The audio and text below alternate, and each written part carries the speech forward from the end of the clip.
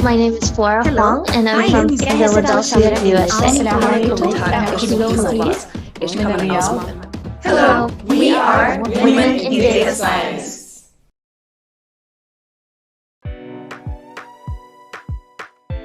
I became a WiDS ambassador because I dream of an equitable world where empowered women help humanity make better decisions through data science.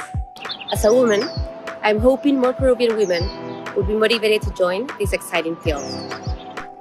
The WiDS community has really enhanced my sense of purpose in these life goals, and it has really built my confidence in such a meaningful way to be able to mentor, motivate, and support others. The most rewarding and impactful aspect about my work as a clinical data scientist is to use the data generated by doctors, nurses, and the healthcare system to improve the care of future patients. I'm delighted to bring this event to Pakistan, along with so many WiDS ambassadors worldwide, so that we can inspire all young girls or women to take up career in data science. The use of data science to address climate change and sustainability issues continues to inspire me in my data science journey. Through WiDS Alexandria, I've got the chance to meet with brilliant female professors, learn about the research, and bring that to my community as well. I'm a WiDS ambassador because I wanted to inspire more young girls like me to join the field of data science, and I believe that in the future there must be more women in this field. I'm really excited to continue bringing WiDS events to my school and schools across Australia to empower girls to get involved in the field. It's great that we've got women in data science events, and know that there's so many more inspiring stories as part of the Women in Data Science journey. Hi, I'm Carolyn Bertozzi, and I am a chemist who works in the area of drug discovery. I've had many opportunities in my life to collaborate with data scientists. They've been absolutely central to the work that we do. We couldn't have made the discoveries that we've made without having people to analyze very large data sets and to help us find hidden trends within them. Now, when I was growing up, I was somewhat insulated from the idea that women or girls couldn't be scientists because I came from a family of scientists. And when I was in college, I learned that not everyone had that privilege. I hope that all of you women data scientists or aspiring data scientists will truly feel that you belong in the field, because I believe it, and your participation is absolutely essential for us to bring the full benefits of data science to solve the big problems in humanity. So just as I was so fortunate to have a family that created an environment where I could believe in myself as a scientist, I'm hoping that you all have the confidence to pursue your dreams and that you help the generation that follows you in the same way that hopefully someone of my generation can be of help to you. Good luck with all of your work.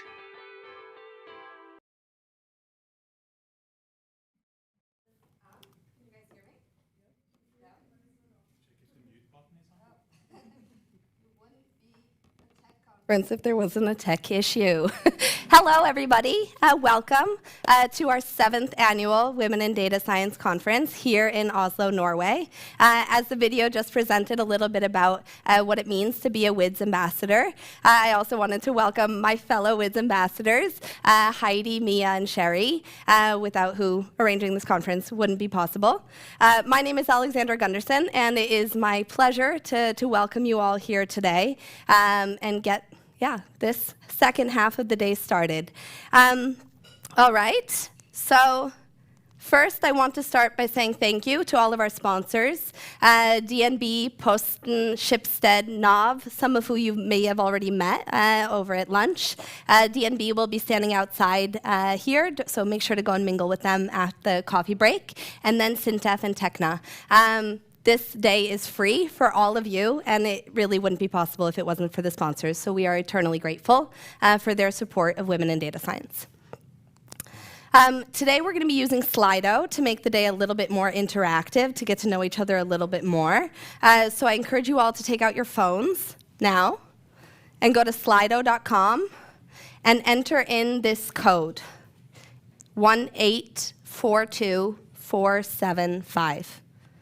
And we're going to start with a question once you guys get logged in.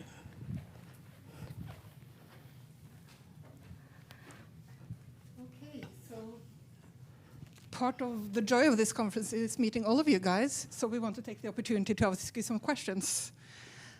So you also have the QR code there you can use to log in. We want to ask you first, what are you most excited about in the future of AI?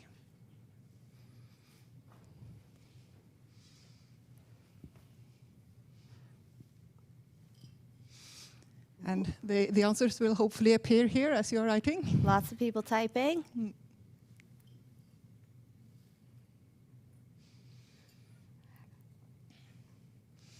While you're doing that, I'll reinforce the reminder that if you have questions to the presenters, feel free to add them to the chat field in Slido. There's a tab for questions. We will probably go through and ask people in the room as well, but for those of you who are online, you can ask questions through Slido, and if you're not comfortable putting your hand up, it's totally okay to use Slido as well if you're in the room.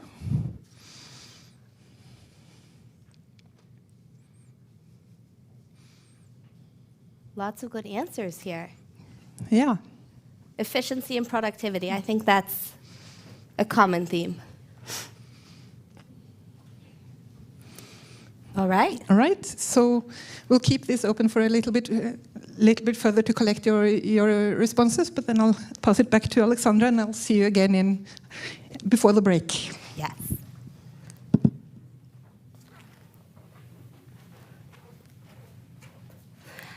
Okay, so if we go back to the slides, as Heidi mentioned, make sure to use Slido to put any questions that you have to the speakers.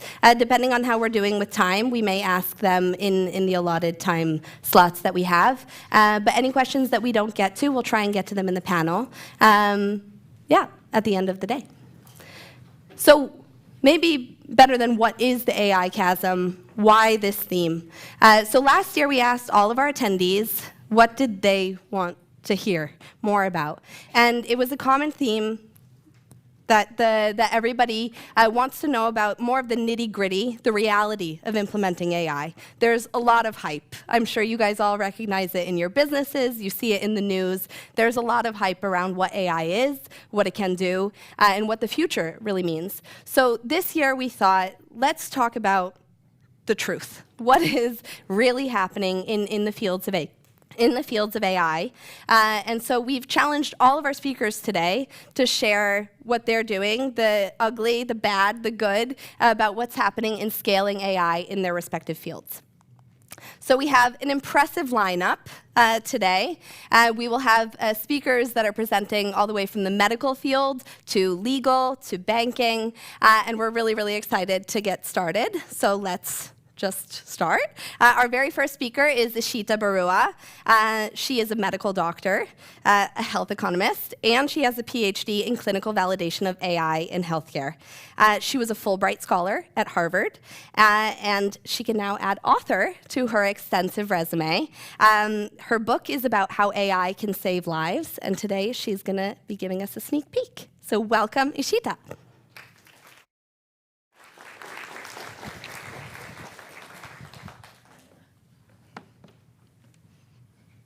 Thank you for that warm introduction, and thank you for having me. I've been looking forward to this. I just saw that some of you replied health in that past task where you were supposed to say what you were looking forward to AI fixing. So that's what we are going to talk a little bit more about. Okay, crossing the AI chasm, empowering modern medicine with superpowers. Now, I would like to start off by saying that, in my view, we are in what we call the iPhone moment for AI in medicine. And why do I make that comparison?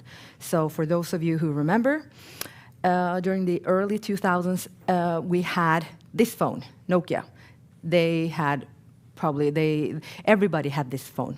Nowadays, that's replaced with iPhones. However, during an interview with the technology director at Nokia, he was asked, can you foresee the future of mobile phones a couple of years ahead? And he answered, well, this was in 2005, and he was saying, it's actually pitch black beyond the years of 2009. We cannot see anything. Maybe Bluetooth will come, but we're not sure. It's impossible to say. Okay, so what happened? 2007, iPhone was launched. And they completely eradicated Nokia at that time. So instead of having Nokia phones, we bought iPhones instead.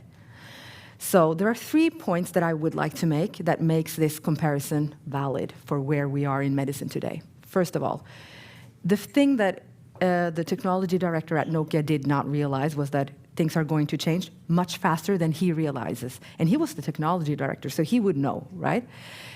Right now in healthcare, we do not know which clinical problems we are going to solve with the help from AI. So it's going to be disruptive. We are not able to foresee. I can make a quick judgment call on what is likely to happen, but it will still be something that we need to see. Okay, so this is going to be disruptive. Nobody has the answer.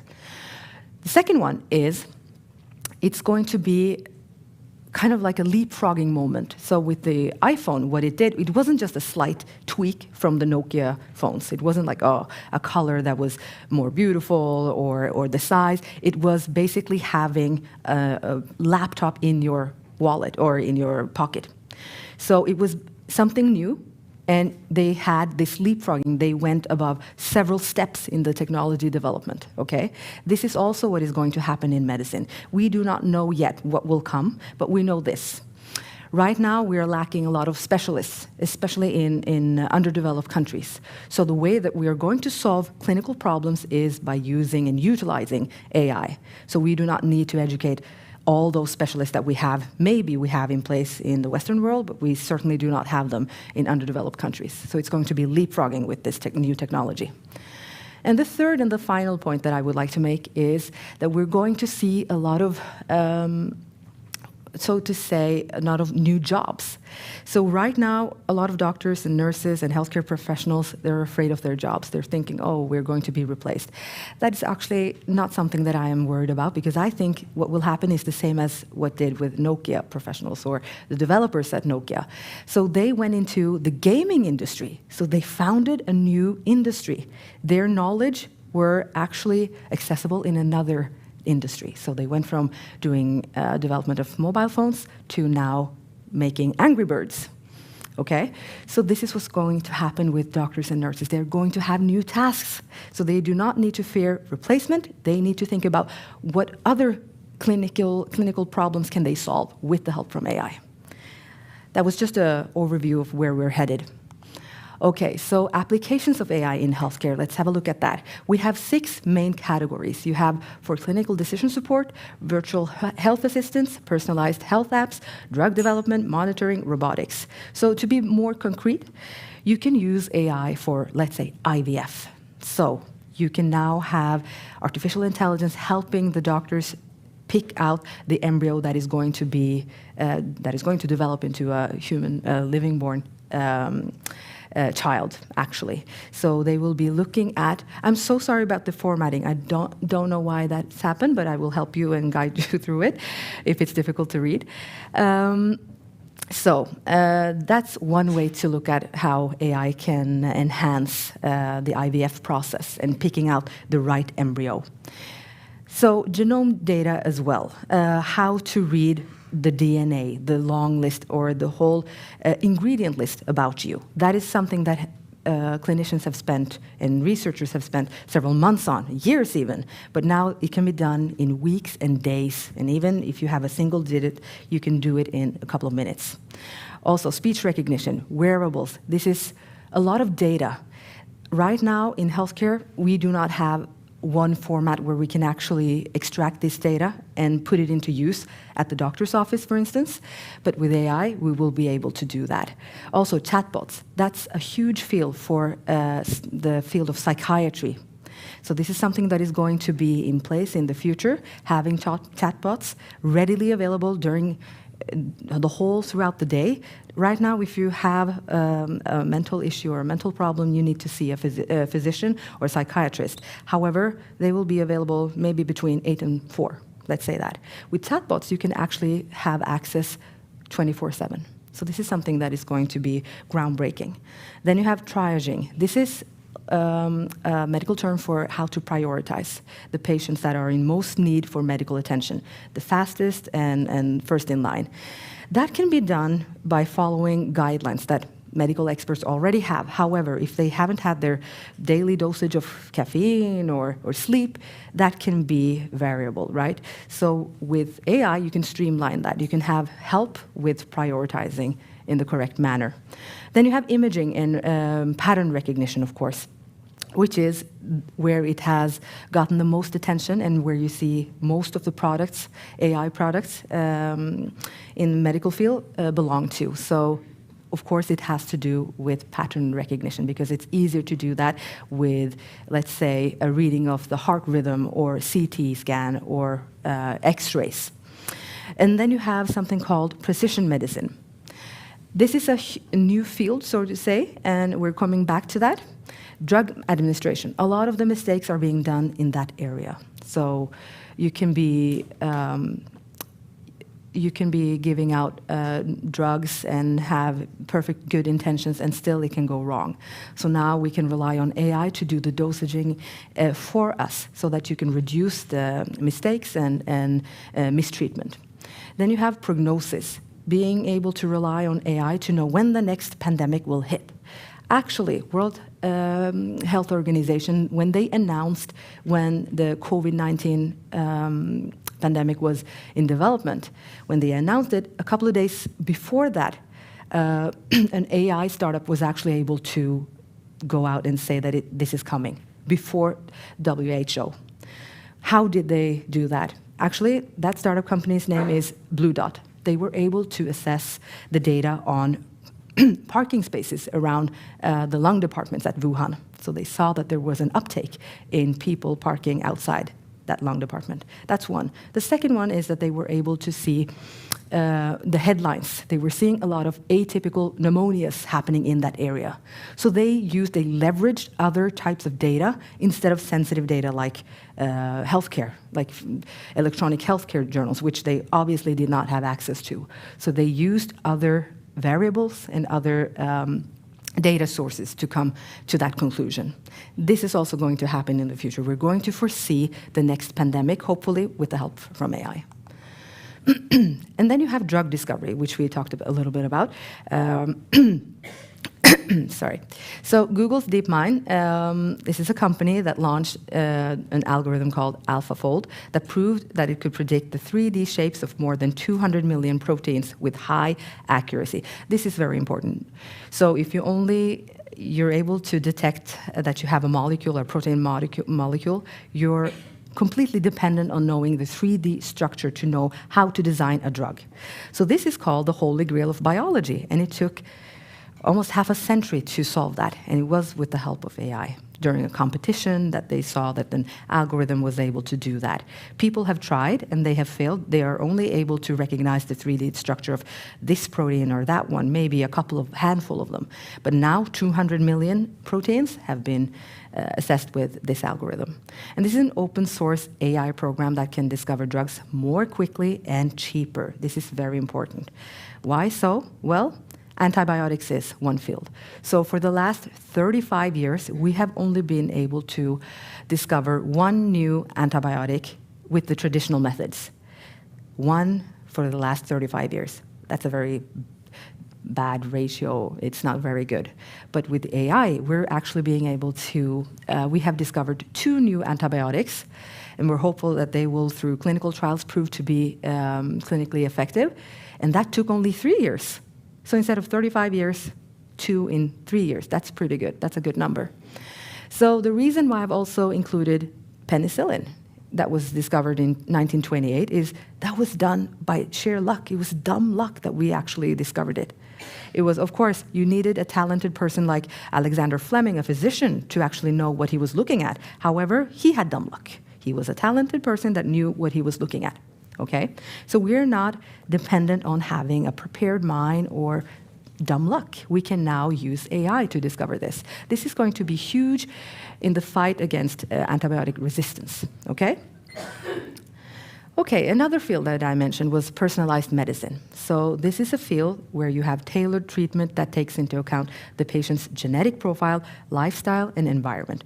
Right now, we can see that we have a lot of precision medicine in oncology, in cancer medicine, you could say. However, we would like to use a personalized approach in all of the medical fields. So this is a report that the Norwegian Ministry of Local Government and Modernization announced and published earlier this year. It's a national strategy for artificial intelligence. And there they say that AI is going to hopefully play a huge role in this, in developing this field. Now, are there good examples of clinical AI application? Let's have a look at them. This is an algorithm developed by Johns Hopkins in the US and in collaboration with a startup company called Bayesian Health. So what did they do that was different from others? So of course, we have a disease that is where the mortality rate is 20% globally. That is called sepsis, or infection of the blood, so to speak. So this is a very difficult diagnosis to make in some cases because not everybody presents with fever and the usual signs of infection. However, if you do not catch it, they can quickly develop and have a very severe condition. So it's very important that you recognize which patients are going to develop sepsis and need antibiotics straight away. I mentioned antibiotic resistance. Of course, you cannot just give out and hand out antibiotics to everyone who comes in just to be very sure that you're not missing anyone. So since that is not an option, you need to identify which patients are in most need for medical attention and which will most likely develop sepsis. So with this algorithm, they were able to do that. They gave a scoring of each patient according to likelihood of developing sepsis. So they took electronic health journals, and they looked into the blood test samples and CT scans, everything. These are in different formats. So it was difficult. However, they were able to compile all of those and make a very good precision and had a great sensitivity, and they reduced the mortality with 20% as well. It's just a random fact that the global mortality rate was 20%, and they were able to reduce the mortality in that study with 20% as well. However, this is probably the only AI study in medicine that can actually say, truthfully, that they have saved lives. A lot of these patients would have died. So that's actually a huge caveat. Okay, so this is a Norwegian example. For those of you who doesn't speak or read Norwegian, the headlines are just that this is a hospital in Norway, Bærum sykehus, where they have implemented an AI algorithm to look for and identify those patients that have a fracture. So it's going to be able to tell who has a fracture and who does not have that. Those who do not have a fracture will be sent home. So this is very cost-effective because you can actually focus on those who have a fracture, and you can reallocate the resources and the doctors to go there. Now, the next day, after using this AI algorithm, there will be 2 humans in the loop checking to see that there are made no mistakes, that you don't have any false negatives. People that have been sent home with fractures that the AI algorithm did not catch. That would be a huge mistake, and also it will look very bad. This is what we're so afraid of in medicine. False negatives, sending people home and not realizing that they're sick. False positive, that's also bad, because you don't want to diagnose somebody with cancer and then they don't have it. That's really bad too. But at least, I would say maybe 1% worse with false negatives. So that's how they do it. They have 2 physicians the next day going through everything. But if you can think about it, if they show that this is very efficient, maybe they can skip one of the doctors and just have 1 human in the loop. That would be very cost effective. Now, there are other examples that are also great. This is from Karolinska. They have done some breast screening with an AI algorithm and actually increased the number of patients that they have discovered are having breast cancer. So 20% more are being discovered. So normally they discover, the physicians, they will discover 60%, but with AI they discover 80%. So the 20% increase is very, very, very good. And also, another good news in this study, they included and recruited 80,000 women for this study. They showed only 3 had false positives. That's a very low number, so that's very good. Okay, now the bad examples. So the study on the left, dissecting racial bias in an algorithm used to manage the health of populations. This was an AI algorithm implemented in the US, where they were looking for which patients were in most need of medical attention, and they were doing that in order to have a more efficient way of prioritizing patients. But instead, it was so embedded with racial bias that it actually put the African American patients the last, because they thought that healthcare expenditure and cost would also reflect which ones were in most need. So if you spent less on healthcare, that would mean that you don't need so much healthcare attention, which is it's a false conclusion, but they discovered it and then they corrected it. They had other variables implemented into that algorithm that actually made it so that the prioritizing of patients became more correct. How did they do that? They were looking at another variable, not just health cost, but also which patients are most likely to come back to the hospital again with new symptoms. And when they embedded that variable, they were able to correct this. So actually, this publication is followed by a happier publication with a more positive result. You can look that up if you're interested. And then it's on the right, the publication there, how an algorithm blocked kidney transplants to Black patients, also something that we do not like to see. Okay, so this is where it can go wrong, and which is a very important step in the implementation of AI in medicine and healthcare, clinical validation of AI in healthcare. Now, we're still waiting for the clinical evidence. I know that a lot of headlines are telling you about all these big steps, for instance, with the Karolinska Institute and discovering 20% more breast cancers. However, there is a lack of scientific evidence. That was just one big study. However, you need several more, and also for each field. So there is a lack, but it's coming. This is a preprint from this month, actually. They were doing randomized controlled trials evaluating AI in a clinical practice and a scoping evaluation. And the thing is, with randomized controlled trials, I will use the term RCTs from now on. RCTs are the gold standard in medicine. If you cannot show any effect in a study that is designed in this way, then basically you're saying that you do not really know what the clinical evidence is. So they did a huge study to look at all the RCTs that have been done, and they found that 68% evaluated deep learning for medical imaging. That's a very good number. Most trials are from US and China. 92% are single country. That means that they have only been tested for one population.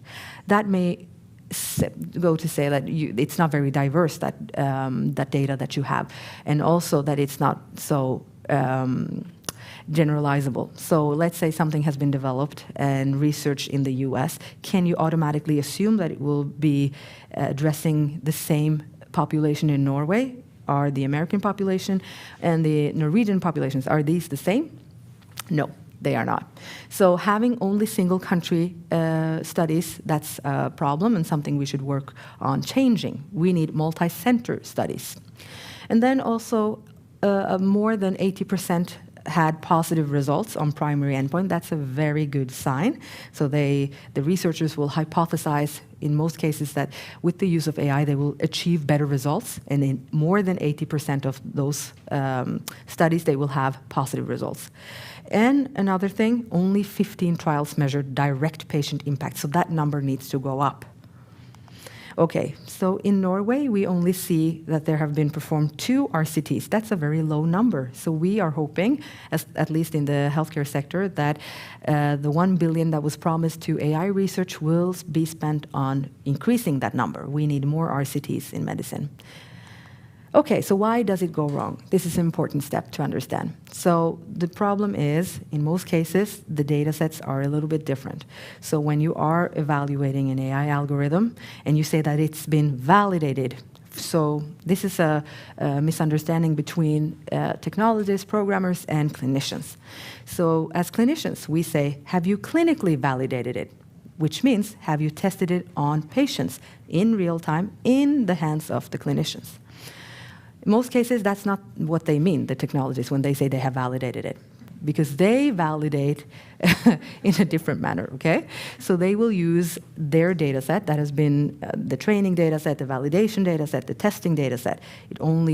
That's an isolated group. It could be diverse, but it's still not the same as the real world data. So that one will be much more diverse, which is the problem. So very often you will see that in a retrospective study, you will see that the data set is being tested and it has a sensitivity level of 98%. That's very good. Then when you clinically test it on patients, it drops to 60%. This is why it goes wrong, because it's not being clinically tested or validated. So this is something to bear in mind. When we say validated, we mean clinically validated. So just be aware of that. Now, the pitfalls with implementation of AI in healthcare. Let's think of it as if you're driving a car. So right now, most of us are driving manual or driving in a manual manner. That's the way that doctors, so to say, are handling their patients. So they're basing their decisions on their own knowledge and the data that they have. And along with the patient, they will make clinical decisions. But however, we're thinking that it will be unrealistic to think that the doctors will carry themselves as if they were autonomous cars and leaving all the clinical decisions up to the AI algorithms and AI technology or clinical decision support. So we think that category 3 and 4, maybe we will come there, but it's unrealistic right now to think that we will leave all the power to AI tools. However, we are seeing more and more autonomous AI algorithms, for instance. So this is an outtake from the New York Times. What happens when AI performs better than doctors? This was from a Hungarian breast cancer screening program with AI application. They discovered that 22 patients with breast cancer have been detected by AI, but not by the doctors. Can we now allow for autonomous clinical AI systems to be implemented clinically when they are performing better? Isn't that the whole point? Well, this is a study that was published in Harvard Business Review. So this study, the researchers were testing if the patients were going to choose going to a consultation with a doctor without any use of AI, and also having the possibility to go to a doctor that was using AI for clinical decisions. Actually, the patients, they chose to go to the traditional doctors that didn't use any AI. Why is that? So when they were asked, most of them told the story of how unique that they felt that they were. So their cold was unique, their influenza was unique, their fracture was unique. No machine can understand their uniqueness. So it's very human and it's very personal, your diseases and your illness and your symptoms. So that's why they still preferred going to an actual human being. Also, Pew Research Center in the US also did a study to look at how comfortable are the Americans when it comes to using AI in the clinic. So 60% said that they would be very uncomfortable with provider relying on AI in their own healthcare. I'm suspecting that the Norwegian number for a similar study would be lower because we're very digitally competent, but we haven't any comparison, but maybe it will come. Also, when they looked at on a group level, the sub-analysis, they saw that the groups that were more comfortable with this were those, of course, with higher education and men, actually. So women were more skeptic. So why should we use AI? Actually, we can achieve more health equality with AI. This is an example from Akershus University Hospital, where they did a collaboration with Datatilsynet and Likestillingsombudet. They were looking to develop an AI algorithm that would identify which patients were most likely to develop heart failure. And they did so with bravura. I mean, they really did. The sensitivity levels were very high. They were able to detect it in the majority of people. However, they were not able to say if it would work the same way for minorities. Bear in mind that Akershus University Hospital has the largest ICU of all of the Nordic countries. So they have a very diverse data set. They have a lot of minority data, but still, The problem was that they were not able to say whether it would work the same way for the majority of people and people with a minority background.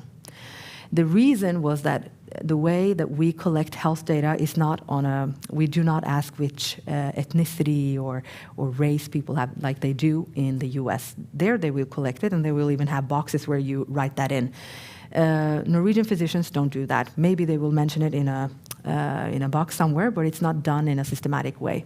So we cannot extract those patients with minority background and check if the algorithm works as well for them. This is a huge problem. These are called algorithmically underserved people. We need to know which patients are not covered in the data sets. This is a more generic problem. It's not just for AI. It's a problem with research, especially in medicine generally. Okay, so ChatGPT also, they're making waves in the medical community as well. Now they're passing the licensing exams in more and more countries, for instance, in the US. So this study showed, we were comparing physicians and artificial intelligence and to see if the responses, which ones were better. So there was a jury of physicians that did not know where the answers came from on Reddit. This is the social media forum where the answers were. And then they said that actually the replies and the answers from chatbots, especially chatbot GPT, were actually better, both in quality in terms of medical knowledge, but also if you looked at empathy levels. So what are we doing actually as physicians if they're better than us at both quality and empathy? Something that we can learn from. So obviously we need to use more of this tool to be able to be more empathetic, but also know when to take the time to answer our patients in a more thoughtful manner. That's it. I hope that you enjoyed this talk, and if you want to learn more about this is my book. Please buy it. That's it.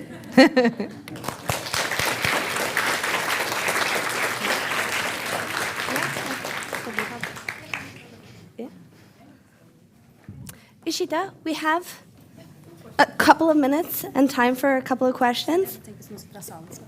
Oh, yeah. Well, we have some on Slido, but maybe we can see first if there's anybody in the room that has a question.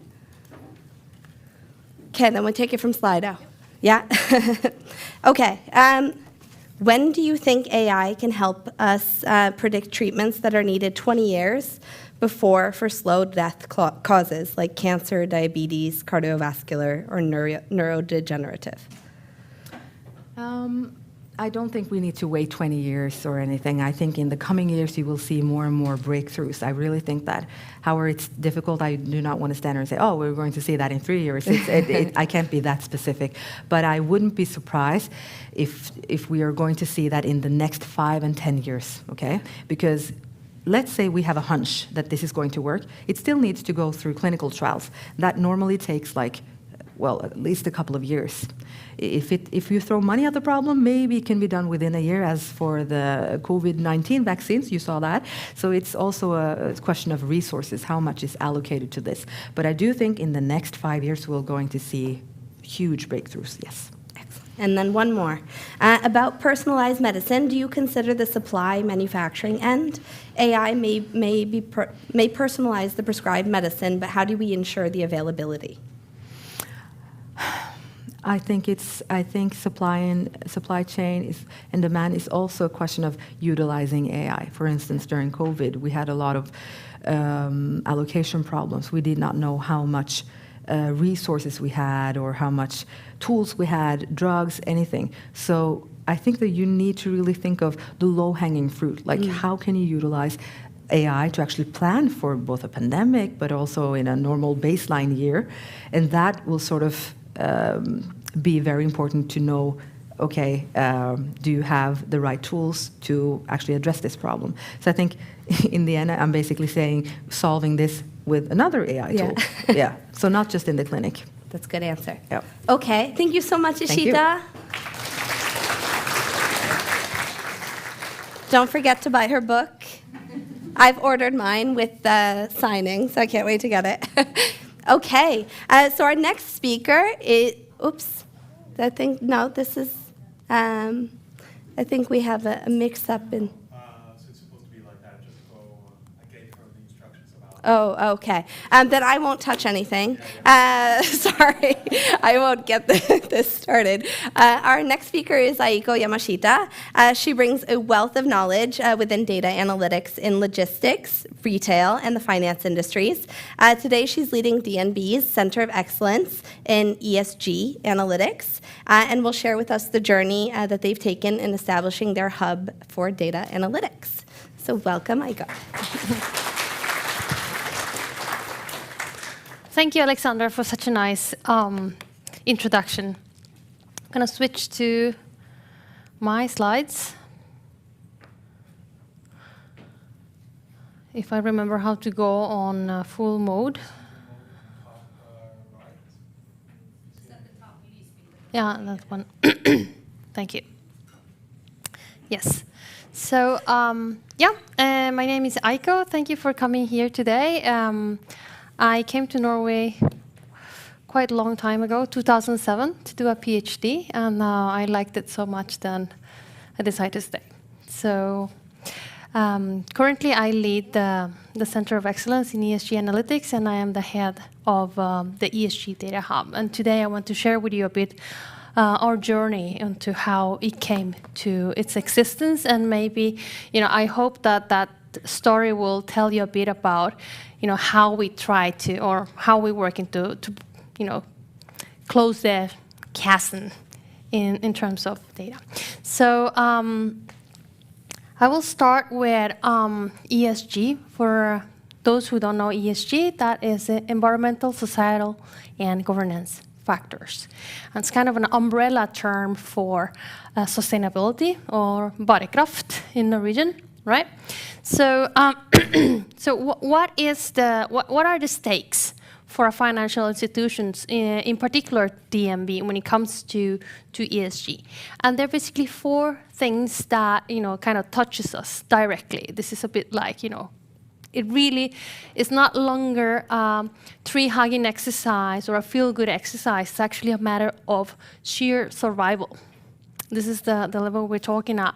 And in that term, we have strategy, reporting, risk, and products. Those are the axes for us.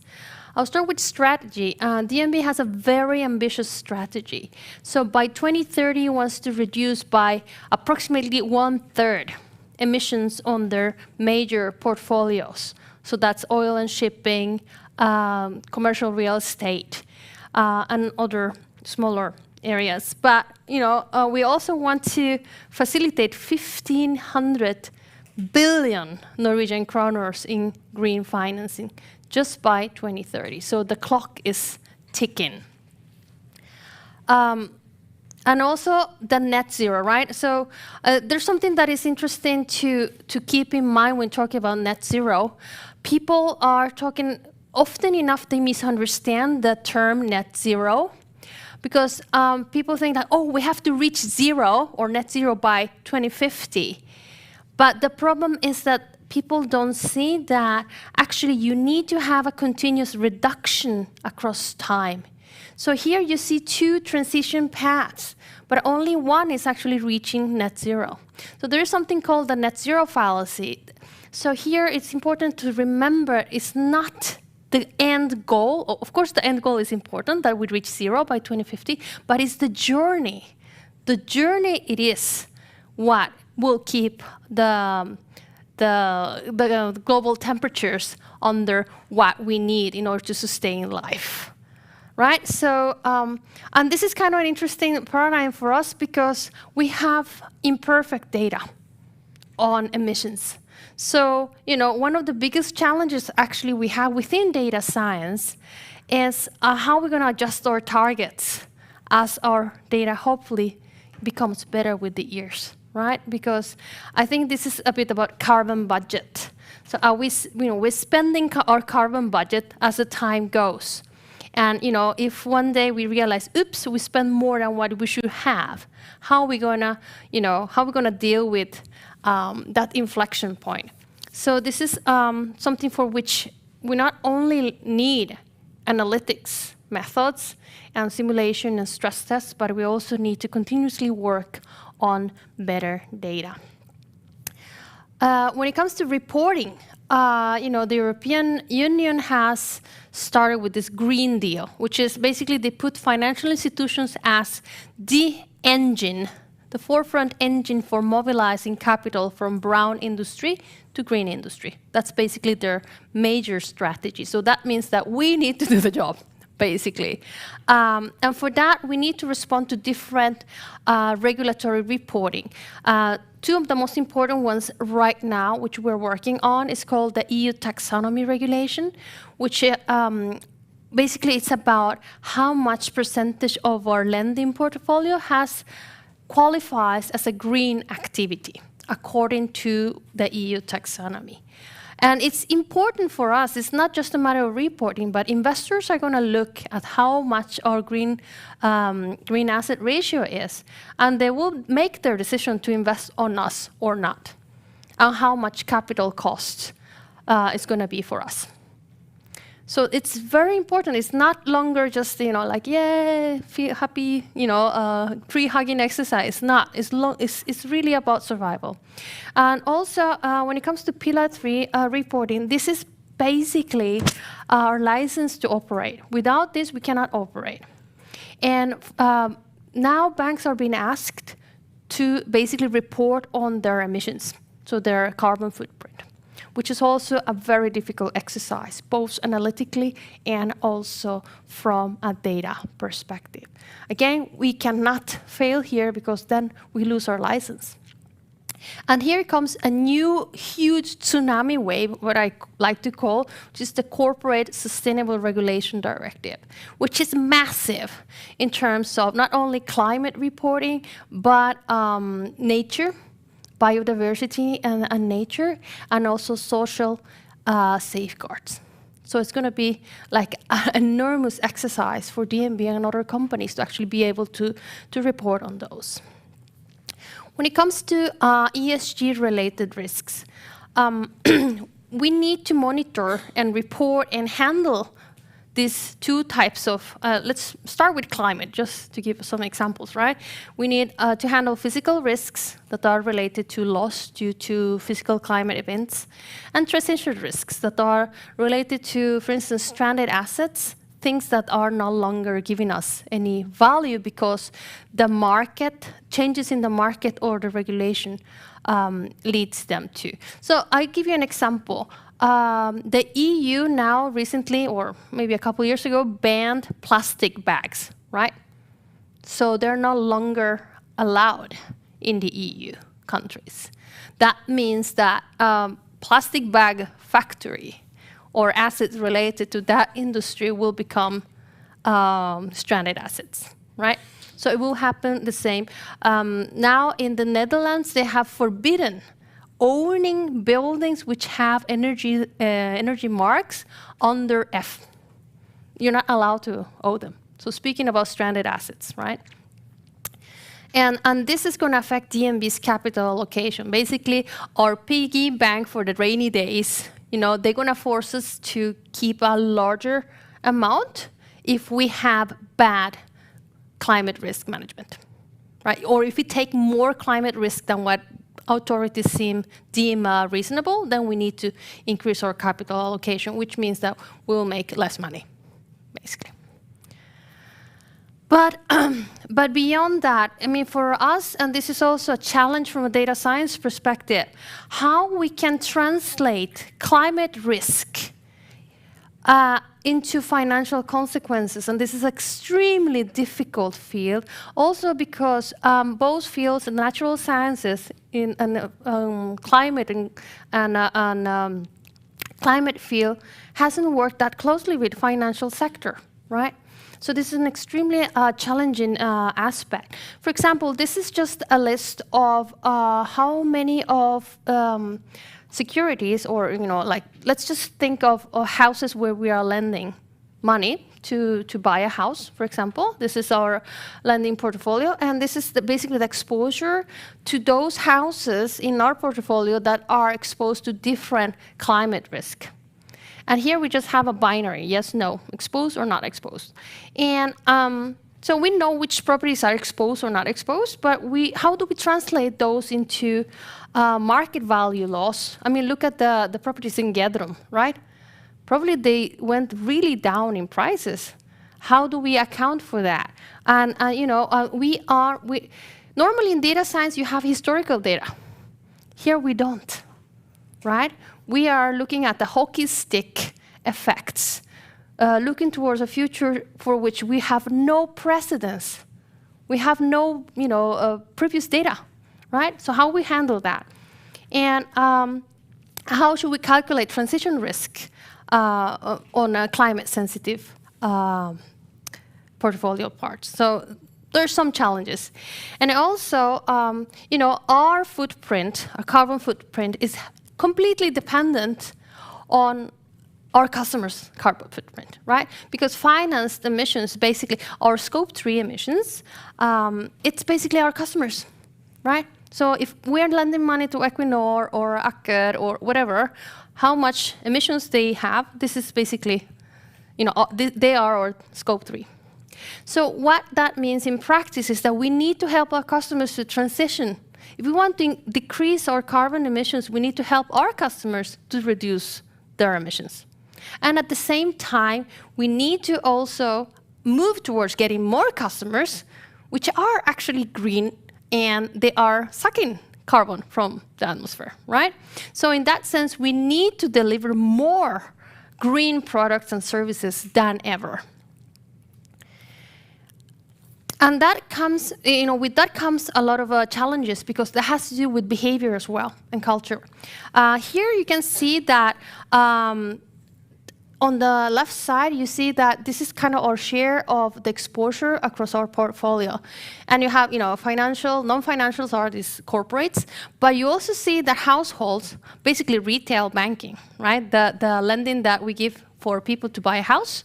This is actually the one that has the biggest potential to be considered green, according to the taxonomy. But unfortunately, if you see the distribution of the energy marks on those houses, A and B are the smallest, right? But then we see also C, which has the biggest, and that represents the biggest potential for DNB to actually reduce their emissions based on exposure, and also increase the energy efficiency of Norway, actually. So this is actually quite interesting, but also we see G, which is the lowest, and that means that these people are vulnerable people, both economically but also climate-wise.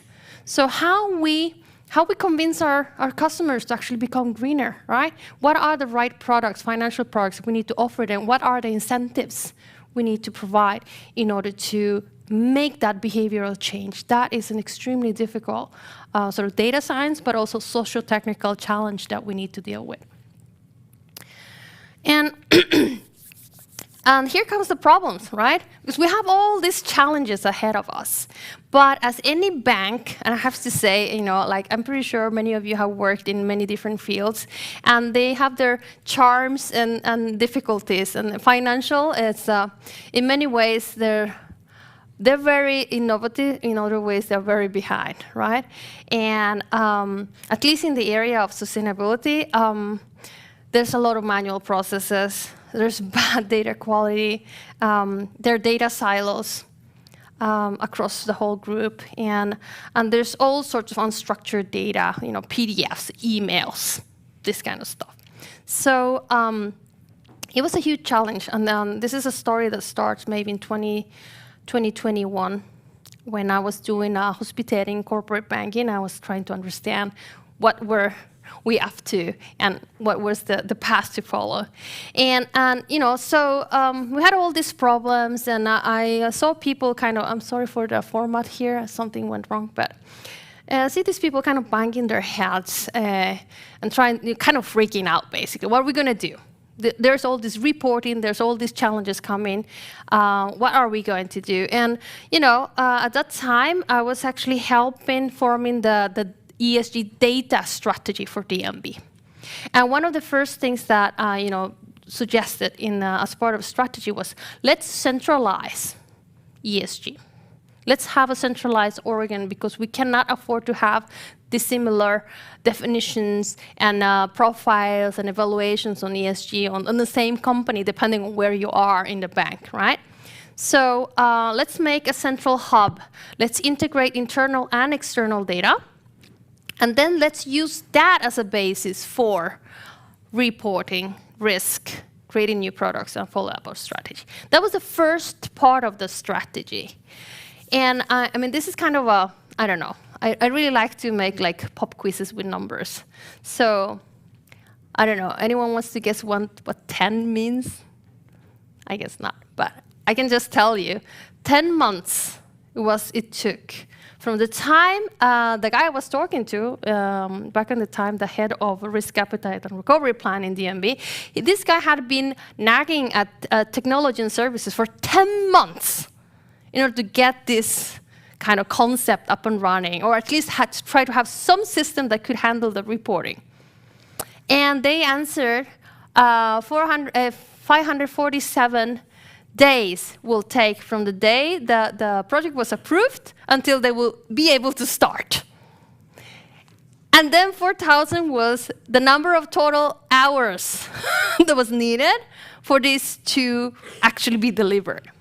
And that is kind of that's an indication of kind of the broken paradigm between business and technology and services units in many different large companies, right? It's a broken model that doesn't allow the possibility to spin off things that need to be delivered fast. And the first deliveries needed to be ready by end of 22. We're talking about November 21, right? So it was a very tight schedule. So the second part, actually, of the strategy, so this is kind of the first part. Let's centralize, they integrate the data. But the second part, okay, I told Martin, forget about TNS, forget about tech and services, we'll do it ourselves.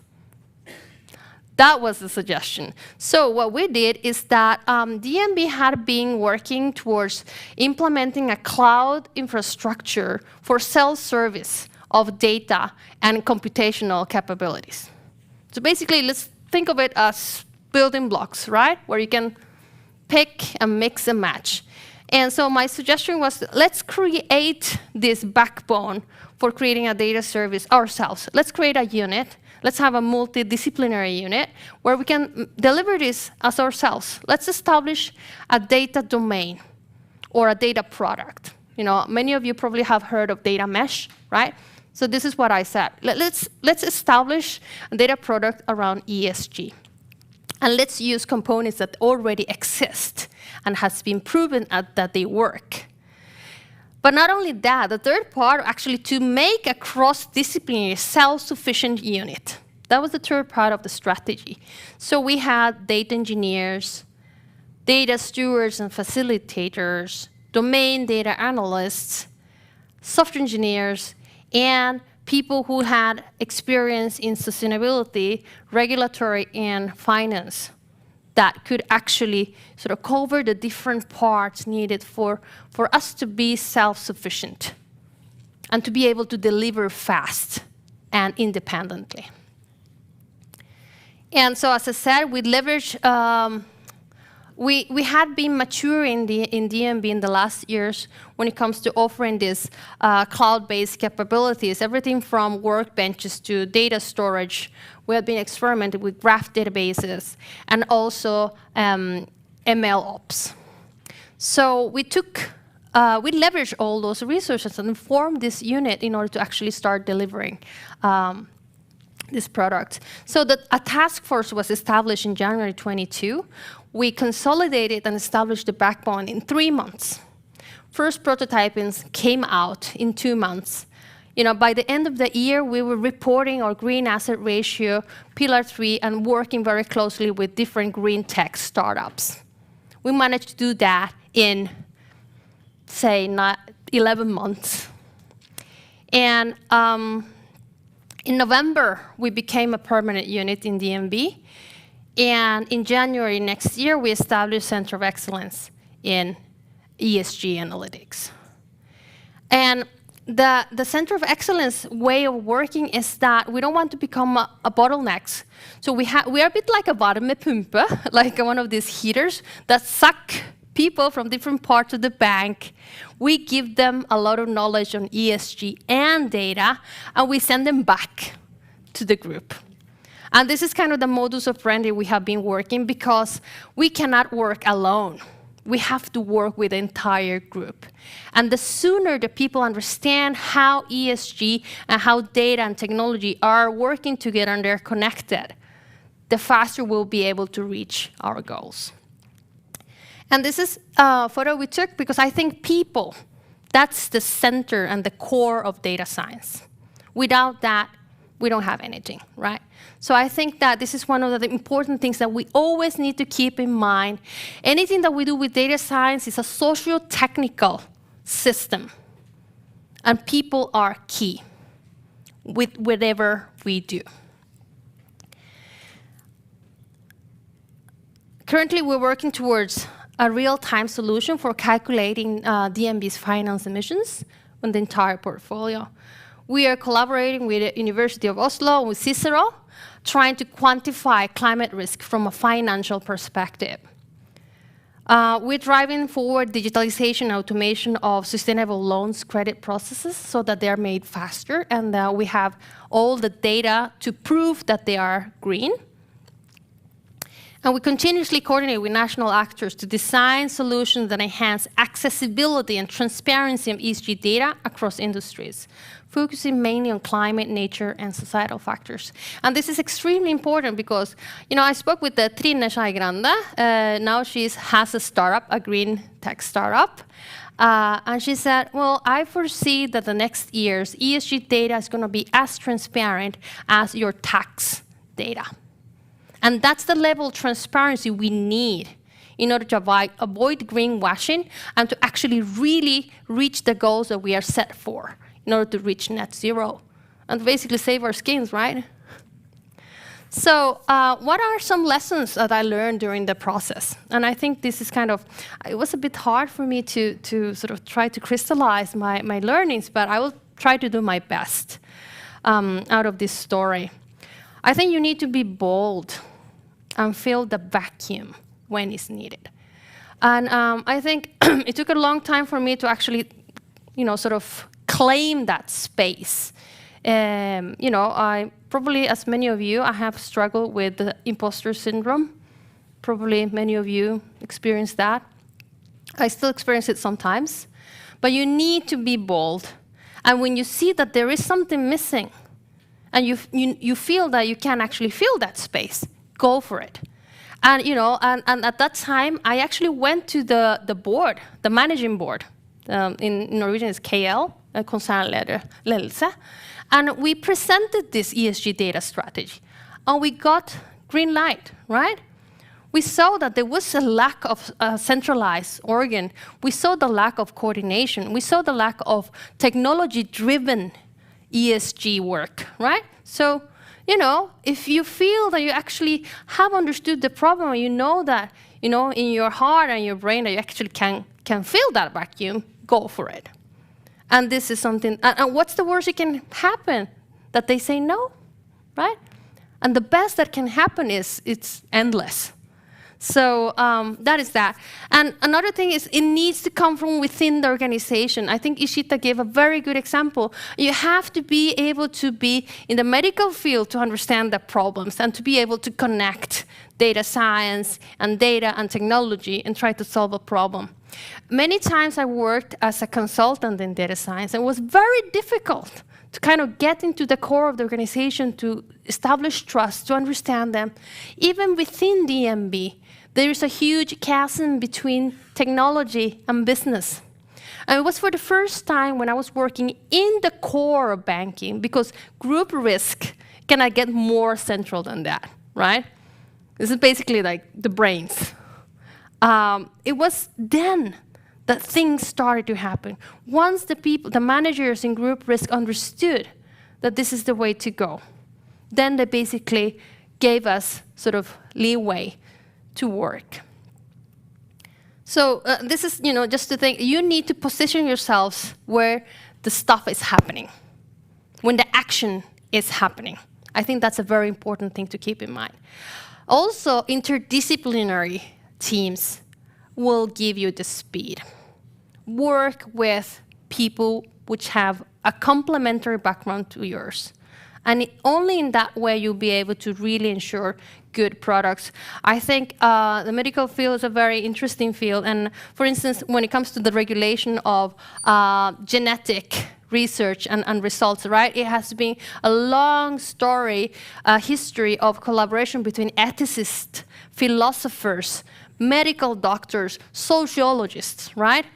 And only after that long history of interdisciplinary collaboration, you can come up with a solid regulation that will ensure that this research and the data will be used for the benefit of society.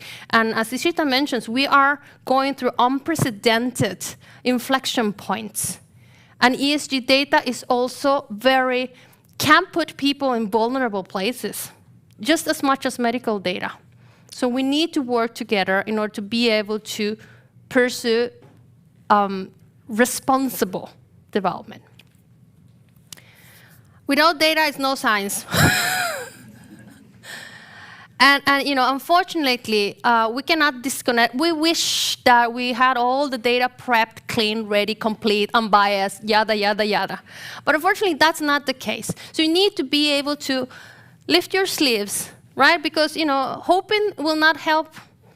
So, I have worked as a data engineer, as a software engineer, as a data scientist, as everything, basically. A lot of people compare our unit to a startup because we basically have to do everything, right? But without data, there's no science. And we need to understand how the data landscape looks around us. We need to be able to connect. What are these people doing? How do we combine their data? How do we do it in a way that we hold GDPR, privacy, in a way that, but still can get value? So it's just a realization here. I think we are very ambitious, we're curious, we want to do great things. We want to do things that are nerdy, complex, and cool, right? Of course, but we need to keep in mind, without short-term wins, we don't get any progress. And also let us remember, and it has to do a lot with politics. I think the last 2-3 years has learned me a lot about how to communicate with people, stakeholders, how to speak to managers, how to get wins, how to get yes, how to handle showstoppers or pushbacks, right? And I think short-term wins, together with a long-term vision, that's the way to go. And a lot of times, when we try to collaborate with academics, they are interested with the long-term wins, the great picture, the great vision. Well, throw me a bone here, right? Throw me a bone here. Let's start with something that is concrete. We'll be so happy with that, right? And then we can use that as a vehicle to propel ourselves. So that's a very important thing to keep in mind, and see the red thread in everything. I think that's extremely important. And I think, women, statistically speaking, I'm not generalizing, obviously, because there's a lot of men that are very good at seeing the red thread and seeing the big picture. But I think we women have somehow a knack for connecting things, And I think this is an extremely important thing, because we cannot see things in isolation. We cannot see data science as just one small thing. We need to see it as a socio-technical system. And this is another one where I think also, I have seen many men also very good at communicating and explaining and teaching, but this is a never-ending loop where you will never cease to explain, teach, and learn. And you will have to explain things over and over and over like a broken record. Be ready for that. Because the journey is really to have everyone with us. The moment we have reached a critical mass of people who understand we're on the same page, that's when the magic will start happening. So you have to be relentless. That's another thing that I have learned. And finally, work is not everything. Look after yourselves, right? It's extremely important, because at the end of the day, world fame can wait, right? And actually, even the planet can wait if you don't take care of yourself, if you don't look after yourself, and of course, the ones close to you, then it's worth nothing. So I think it's important to always keep in mind your north, what are the important things. I don't think I have any more time, but you know what? I know that we have a panel upcoming, so I will be able to talk a bit about what lies ahead of us. One last thing I would like to say is I'm just going to fast forward just 2 more minutes. I think often enough people think that in order to do AI or data science, you need to come up with complex stuff and complex systems and whatnot. And we forget sometimes the impact of a smaller, still complex in the sense that, maybe not technologically complex, but problem-wise complex. You underestimate the impact that simpler analysis can do. And this is a very good example. This is a series, podcast series called Hero. This is unknown heroes on this time. I can send you the link, but this is one of the episodes was about this non-profit grassroots that collected data, statistical data, engaged in a bit of ethnography and collected data from different parts of Indonesia, and they built a case with data science that convinced the president of Indonesia to lift the marriage limit from 16 to 19, reducing drastically child marriage. Wow, right? And this was multidisciplinary and didn't have any fancy technology stuff. It was really, more data science, or statistical analysis, sociology analysis, right? But wow, the impact of that change in policy. Let's just keep in mind data science takes many forms, right? It's not always the most advanced technology that has actually real impact in life. So just keep in mind that, because at the end of the day, these girls, they're the ones we need to push up, right? And even if you think from a climate perspective, emissions are a function of mortality and natality rates, right? So we are able to help more girls to have better health, to have better education. That is going to solve a lot of the challenges we are facing. And with that, I want to close out and thank you so much.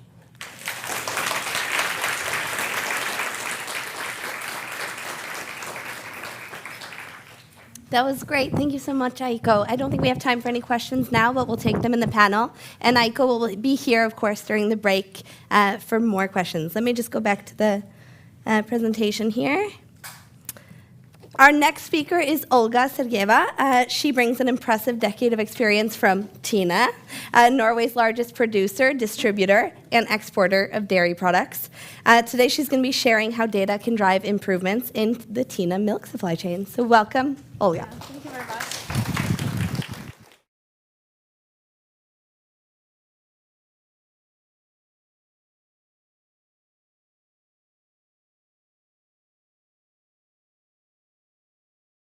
Now, do you hear me? Yeah. Hello, everyone. It's my honor to be here and to see so many inspiring faces. And it was very interesting to speak to many of you. And I already got very many, a lot of ideas, which I would bring back to the company I'm working for. So today I'm representing the TINE. Maybe most of you know this company. And I will tell about, it will be very down to earth, very based on my own experience with working in the company, in very big and conservative company, how we are driving through the AI transformation and actually an analytics transformation. Low-hanging and high-hanging fruits for data and analytics. And but first I wanted to reflect with Aiko, the presenter before. Yes, European Green Deal is a big issue, and big. We have big ambitions. We are working in the same direction, and it's something what every company should work for. But we had last week work with our sustainability department, and one of the key points in the very end was no data, no science. And we said to our sustainability department that they should come back when they have data, so we can make science. So exactly, very much agree with the with the findings and key things the previous speaker. So low-hanging and high-hanging fruits. A little bit about myself. I was thinking, should I include this slide or not, but as soon as we have women in data science, so I think it would be interesting to maybe for you to know how did it come that I'm standing here in front of you. I have originally 2 master degrees, one from mathematical methods and economics from Russia and industrial logistics from Norway. It means all type of mathematical models in economics and logistics. So that's my background. I don't have any PhD, but like this conventional master degree. I also worked 3 years in management consulting where I learned that I don't know anything. And then I started my second degree and went to TINE, or first to industrial logistics, and when there was 10 years at TINE, I started at the optimization and the pure optimization tasks, and was growing over to network design and to more machine learning and in general advanced analytics tools. So now I have a privilege to use all these fantastic tools I learned in my studies, and I think it's pretty unique because none of my colleagues from university uses, in fact, what they were learning, and I'm one of these few. I wrote that business problems, data science, business and science, how the business concept can be used in scientific concept used in business, and business can be reflected in science in terms of data or more in general. I came in from Russia in 2011 to Norway, have 2 kids.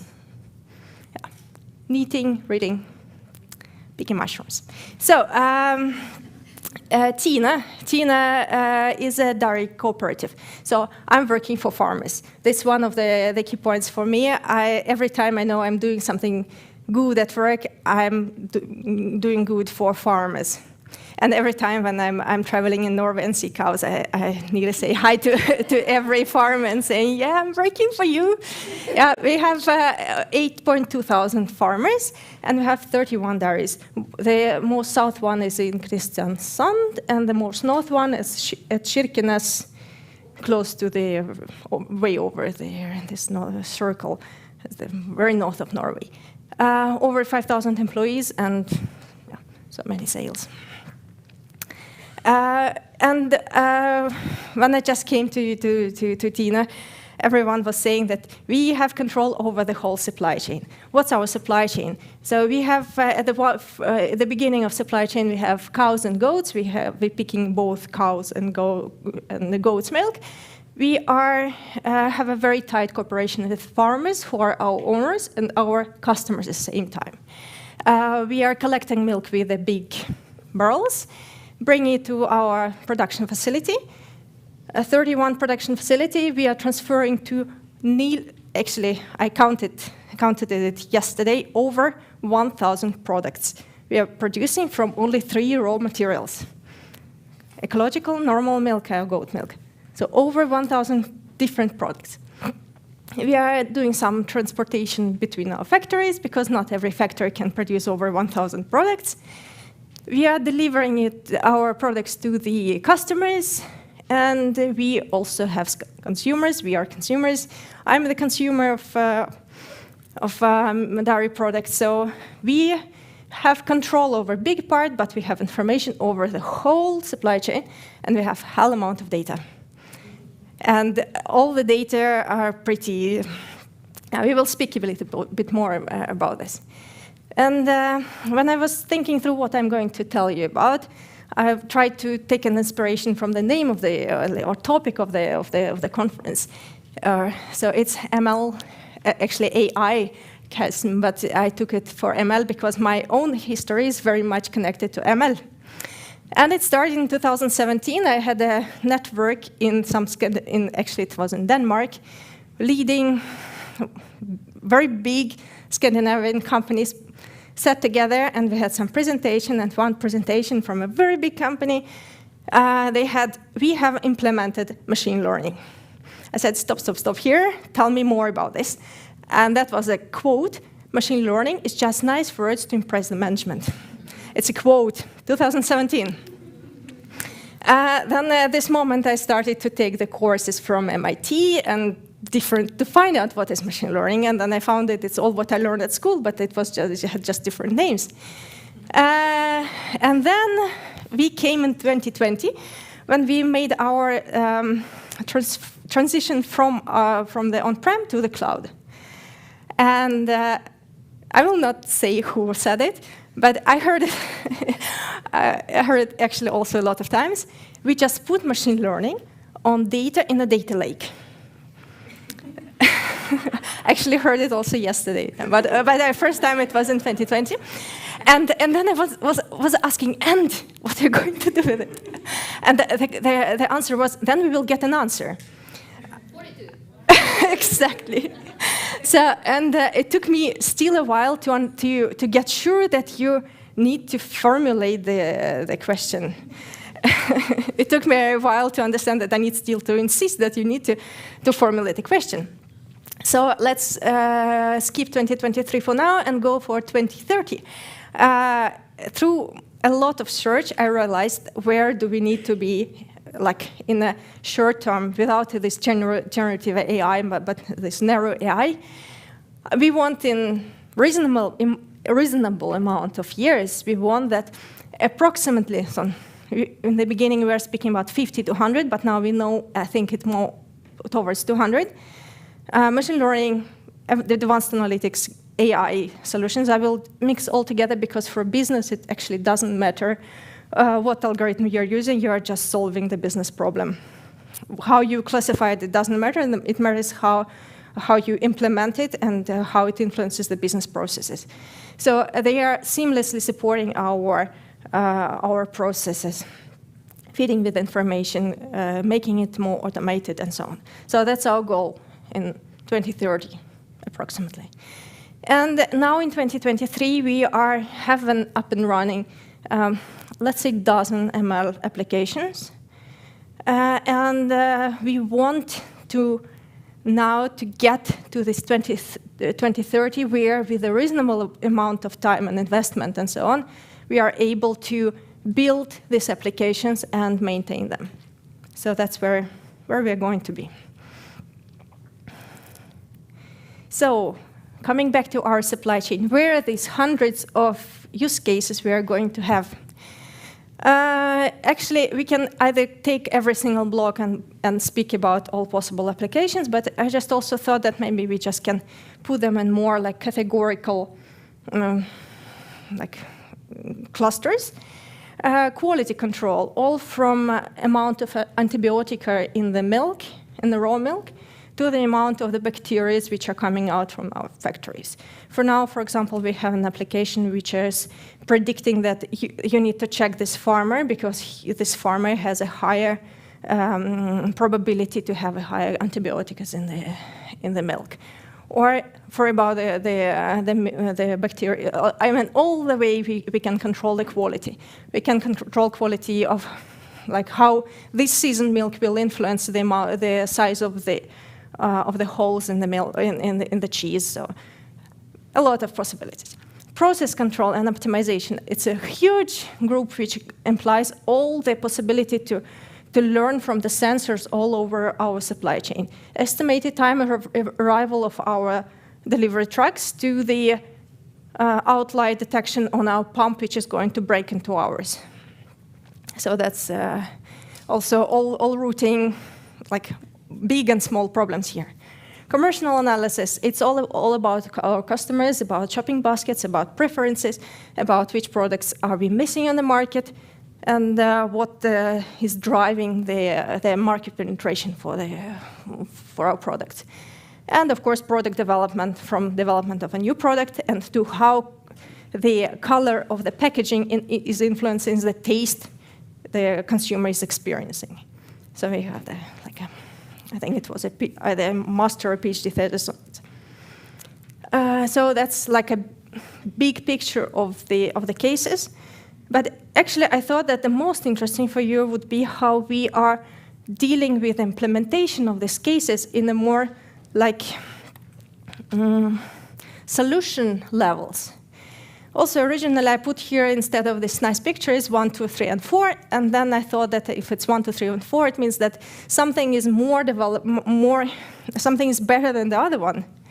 But now I think it's not a case. It's how we see in which, using which ways we are already implementing machine learning, and we are going to implement further to reach these hundreds of ML applications.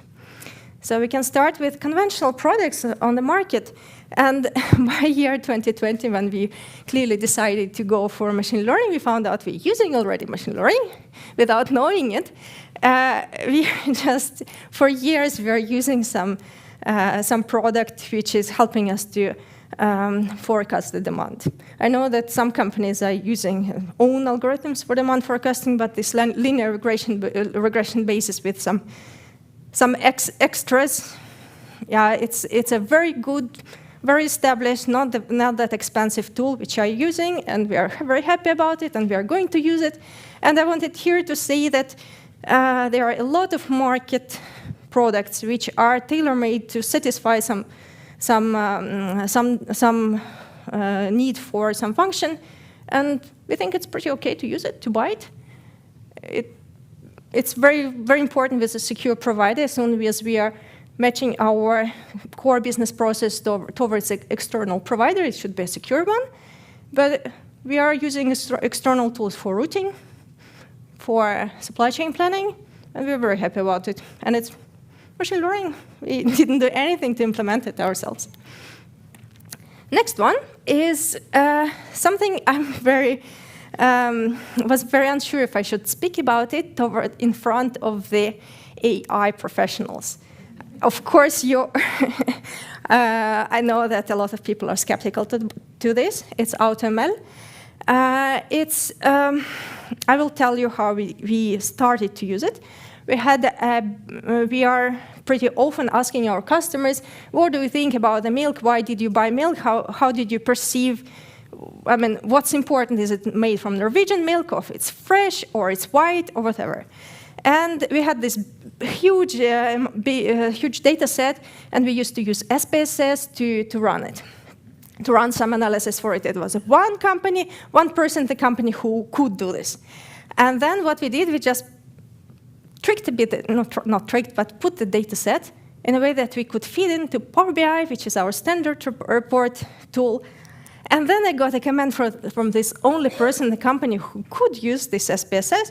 He said, yeah, Olga gets the result before I managed to open my program. Then I thought that there is something in this. And we are pretty successful in using AutoML, especially that the business which is running and yesterday's result is not more actual tomorrow. We don't have time to get the best model to get the result with the extra percentage points more secure. We need to have guidelines today. And in this case, flexibility of AutoML is extremely important for us.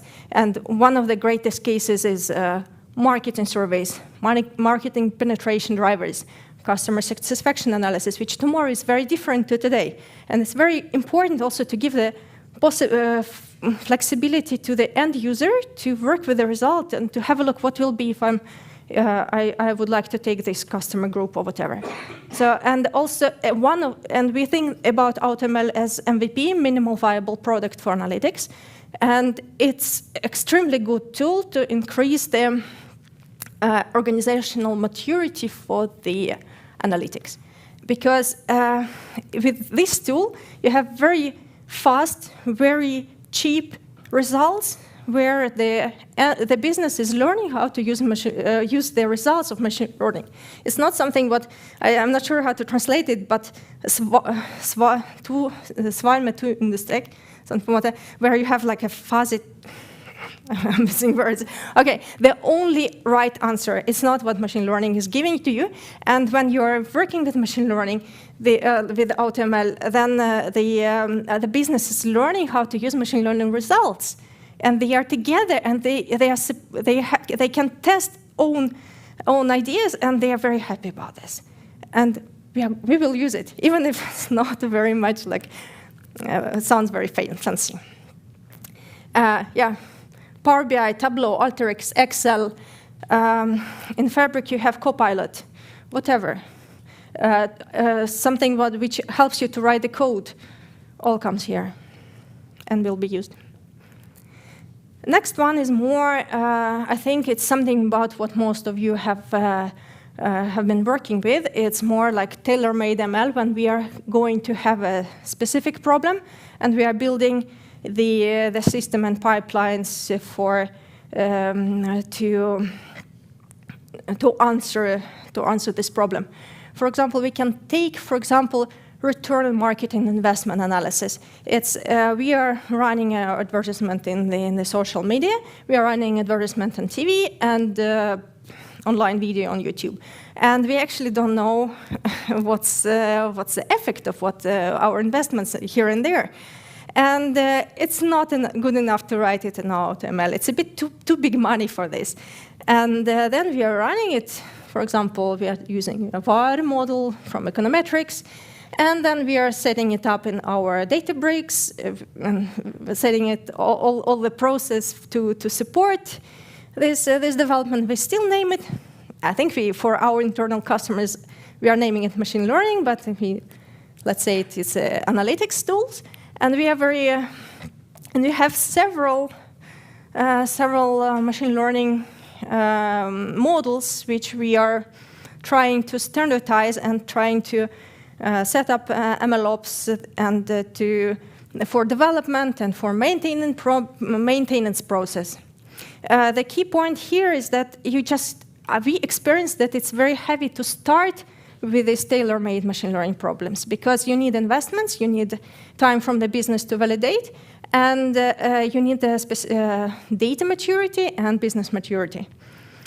When we went through this AutoML area, and when we already made some, let's say, push tailor-made machine learning, when we communicated it to the business, we found out the business started to come to us and to say, you were doing this stuff, for example, product recommendation, can you do something for us also with these ideas? So we found that it's also really great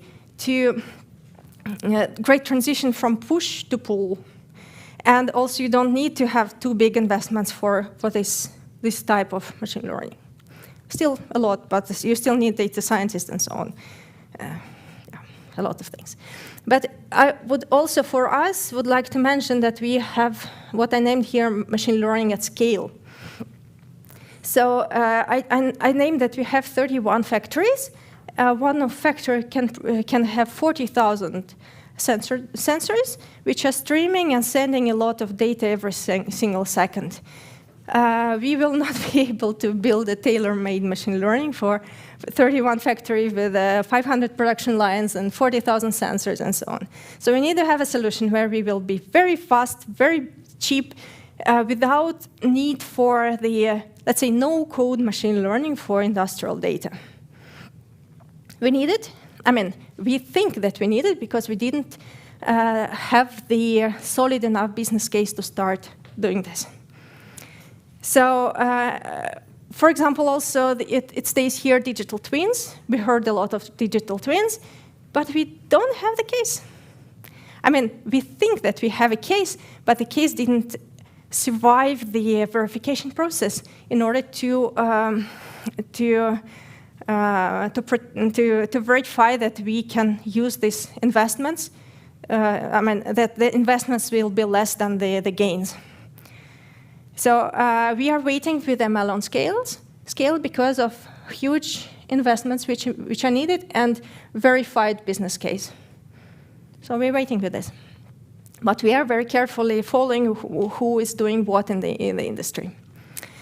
Yeah, and some key points, some learnings. We found out that, data is our key asset. We are very, very much competitive now. We are, everyone thinks that we are monopolists, but for example, here in Oslo, we are having even less than 50% of the fresh milk market. So we are in a heavy competition now. We're trying to develop machine learning with using consultants, and then consultants are away. Nobody knows what's the model, and all the investments were suddenly lost. And we decided to continue with development in-house. So we are setting up our analytics department. We have the tools which we need. We are developing guidelines and cases with pipeline with cases. Hundreds of machine learning by 2030. Yes, we are aiming there. I hope we will get there. And we are going to implement machine learning, not only fancy ones, but also this quick and dirty AutoML, which we still think is pretty good. But we also trying to have a look at this machine learning at scale. So it will be, but we are searching for the business case, because business case is driving everything what we are doing, especially the prioritization of what we are doing. So that was it for me. I don't know if you have questions or time for questions. I do think that we have time for one question. I see that there's a hand that's shot right up, so I'll go to you. Good thing I'm wearing sneakers. Hi. Have you ever heard of Nalco? It was a company that basically built their products based on machine learning classification models and the recipes like in 2015.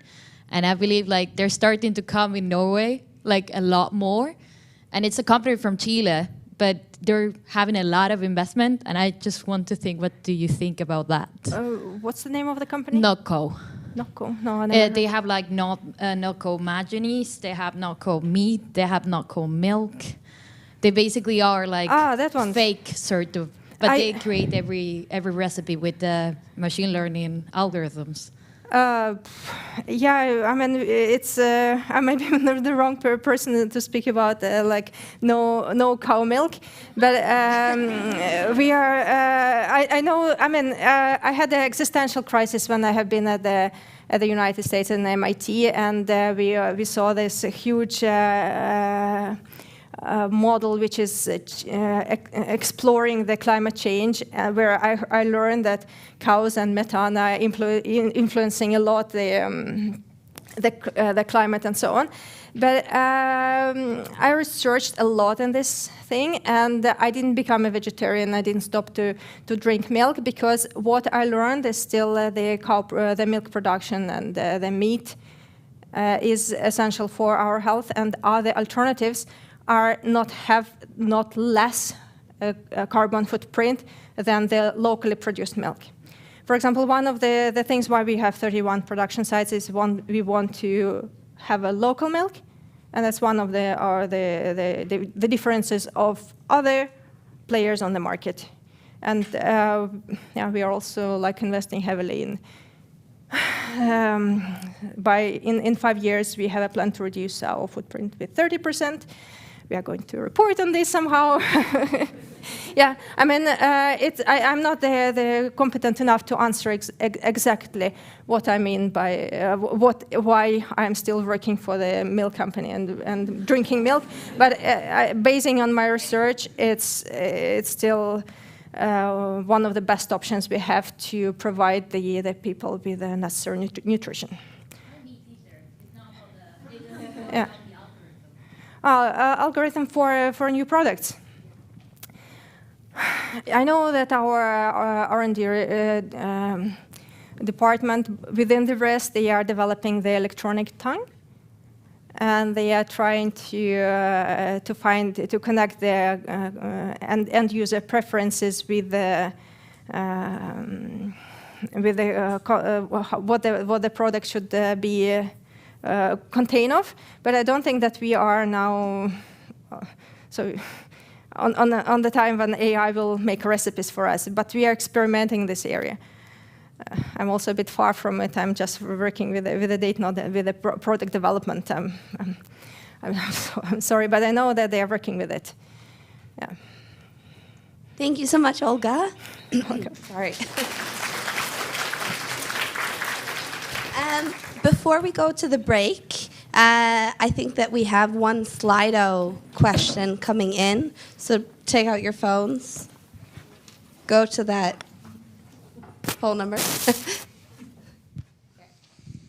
Yes, I'm not going to keep you here for the break. You can go in just a minute. But we wanted to pose you this question, like we did last year. Which are the topics you want us to focus on for the next years? So if you can then think about it during break and give us some answers, we will keep this slide on until we start again at past. Yeah. And there's going to be cake and coffee, of course, out there, and then the bathroom is straight over there. Yeah. See you in a half hour.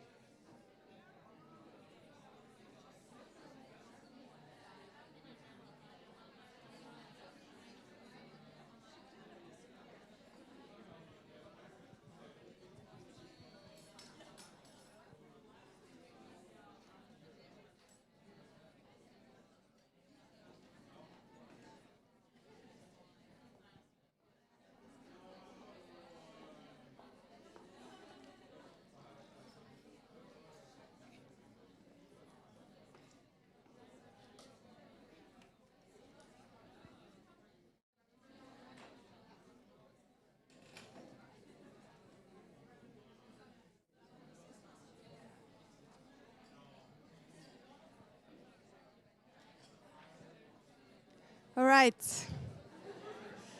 Can you hear me? Okay, everyone, if you can just find your seats. We are ready to get started. All right, so welcome back, everyone. I'm Sherry, and I will introduce our remaining speakers. So I also work in a startup called Morescope. It's a spin-out out of SINTEF, which helps companies estimate their GHG emissions and helps them reduce also. And as a data scientist and entrepreneur, I really think legal stuff is super hard.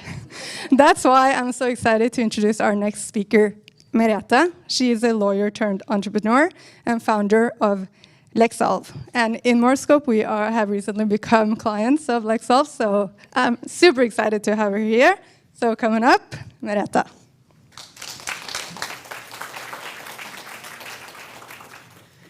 Thank you, and thank you for having me. And great to see such a good audience today and familiar faces in the audience.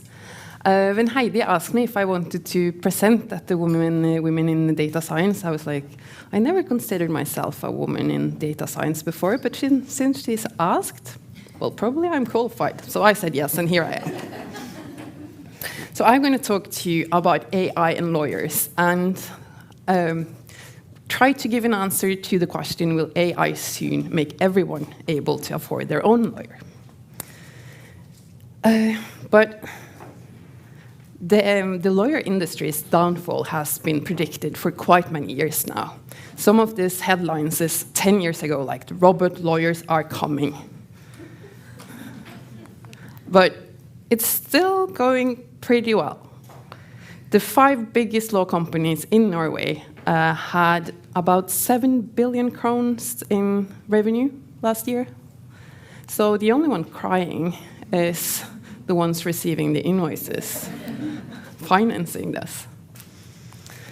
So what will the AI revolution look like for the use of legal services? And I need to do one caveat. I normally do this presentation for data science illiterates, so for lawyers. So you have to excuse sort of the level I'm going to speak at. So first about me and why do I talk about AI and lawyers? I have a master in law, used to be a business lawyer before I started Lexolve because I saw that companies I was assisting really needed more help and a lot of companies didn't really get help. So I saw that, I also read those headlines, robot lawyers is coming, and I thought, okay, what can I do in this area? So I quit my job and started Lexolve, and I'm also organizer of the Oslo Legal Tech Meetup. It's actually one of the globally biggest legal tech communities in the world. It's have 2,000 members, and we do it in Oslo every second month for you, and those of you who is interested to join. It's open for everyone. I also initiated 2 legal hackathons. I didn't know what hackathon was, so it sounded cool, and I'm like, let's do this on a legal tech. So we've done that twice with 200 participants every time. So that was fun. So both mine and Lexolve's fight is that all companies should have equal opportunities to succeed. And I think the affordable access to legal advice is fundamental for that to happen, because I don't know if you thought about it, but everything is law. You probably say, in this conference, you probably say everything is data. But I say everything is law, which probably is data. So, and law is sort of the practical solution of every political decision. So law is something we need to face, even if we're private persons or if we are companies. And because the price of the lawyers today is so high, it means that very few have access to it. And that's the fight that we are trying to solve or win. To do that, we have invested quite many millions into simplifying the access to law and created a pretty good platform for it.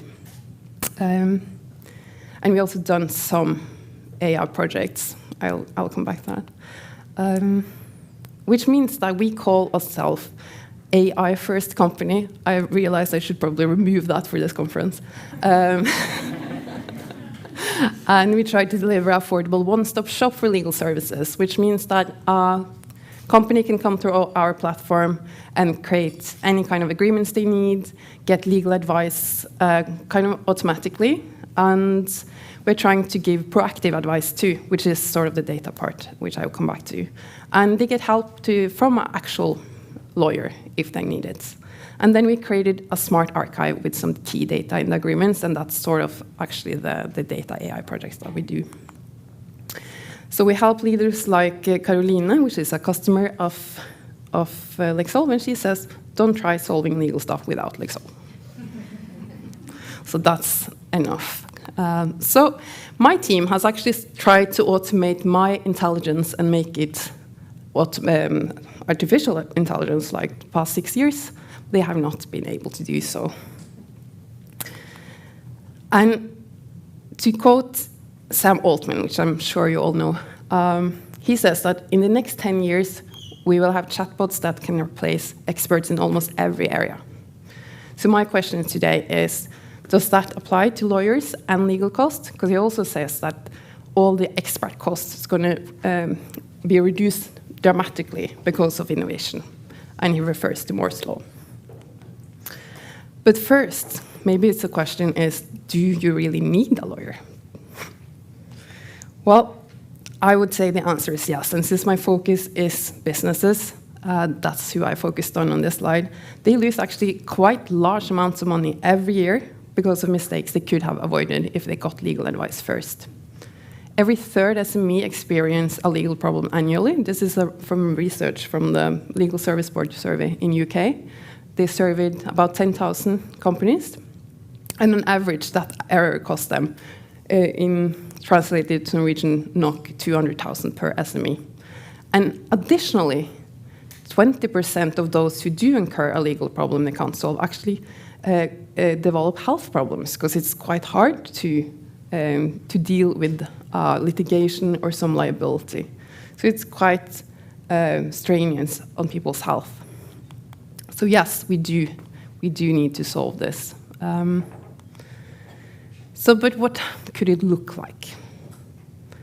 What if you could ask your AI assistant for help, for example? For example, if you're a private person, you're wondering about stuff like how should you negotiate a termination contract, or this is all taken from DN Kvinner actually. I need some advice on how to do with heritage. I think I picked up like 10 questions just from one day from that forum. So it's a lot of legal questions that go into people's life. If you're a business leader, you may be wondering about how you should transfer some shares to another company. You wonder about how you should terminate or do a termination process of an employee. You may be wondering about which clauses should you include in a customer agreement. So if you can ask our assistant and also get answers, and not only getting an answer with some advice, you also get concrete help to the task you should do in the correct order, and you also get help to generate those documents that you need to create, and maybe also to file them and implement and execute them. I think that is a solution which solve a lot of legal headaches for those business leaders. But where are we today? We do have some elements of this solution, but we don't have the whole thing. So first of all, I don't need to tell you, but you can't trust ChatGPT. I actually did ask ChatGPT this real question, and all he said, says, is, I would say 90% unnecessary, because they don't understand the context of the legal question, they don't know the sammenhenger, and they're just created to be a good conversational partner. They're not created to give a good legal advice. And from my point of view, that won't happen for a while either, because it's not economically sustainable to do it. I used this example from Kenya, where OpenAI used Kenyan workers to filter out stuff or hits they didn't want to have in the ChatGPT. So imagine using lawyers that normally charge between 2,000 to 5,000 crowns per hour to do this instead in each region. It's just not going to happen for a while. At least not these sections. So we have a few examples of lawyers who just didn't get this. So in the US, you had you had lawyers that used ChatGPT for legal research. And then ChatGPT gave them maybe 5 court cases with citations, everything with name, like they looked very much like the real thing. They submitted it into to the court, and the court was like, I never heard about this. And like, where did they come from? And then they filed another, like they made ChatGPT make them, and they submitted it again. So it meant they were fined for submitting fake court citation from ChatGPT. Another example of someone tried to use it in court as well was, you might have heard of do not pay.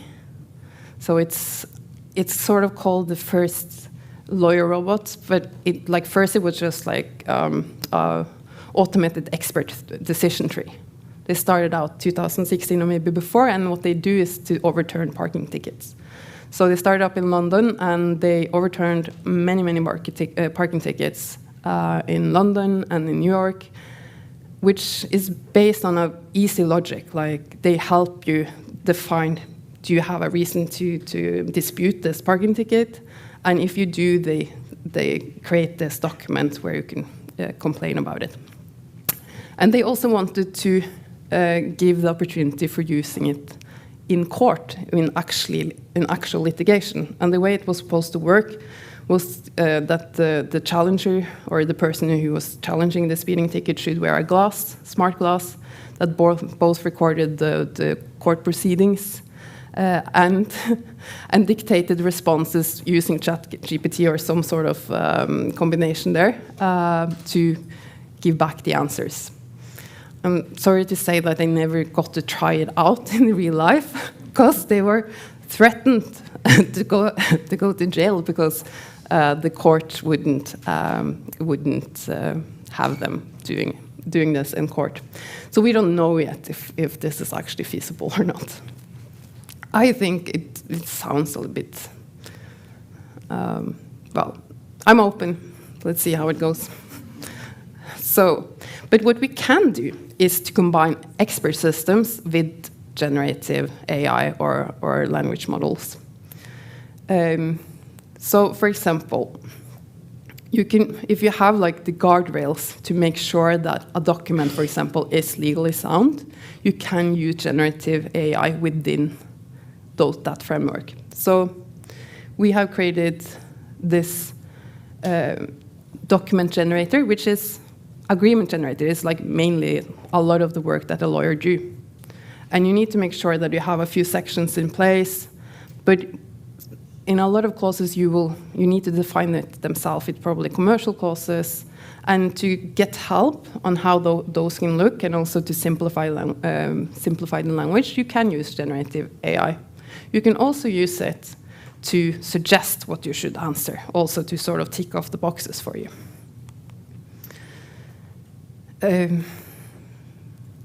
Another sort of use case for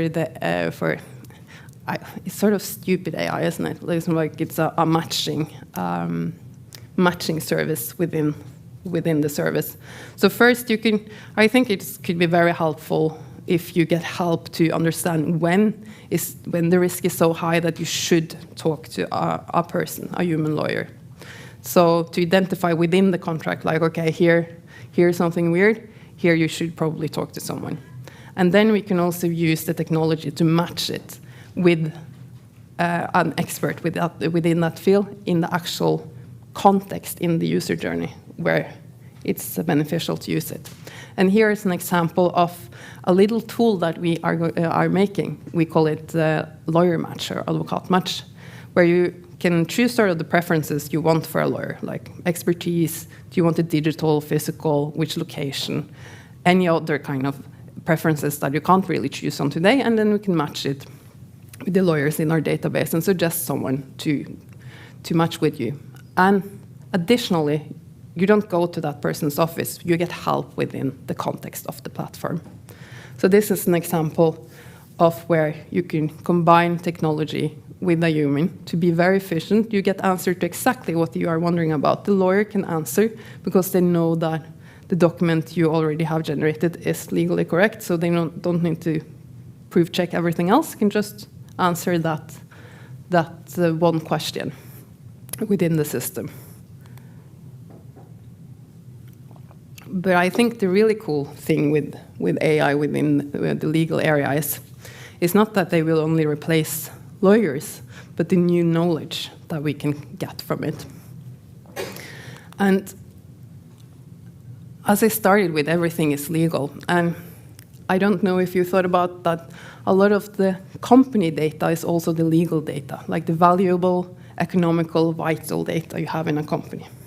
Salary costs, the limitation of liability or risk of liability.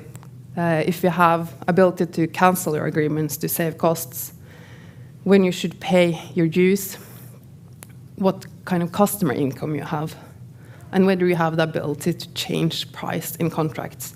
All of this is regulating or is directly influencing how economically sound a company is.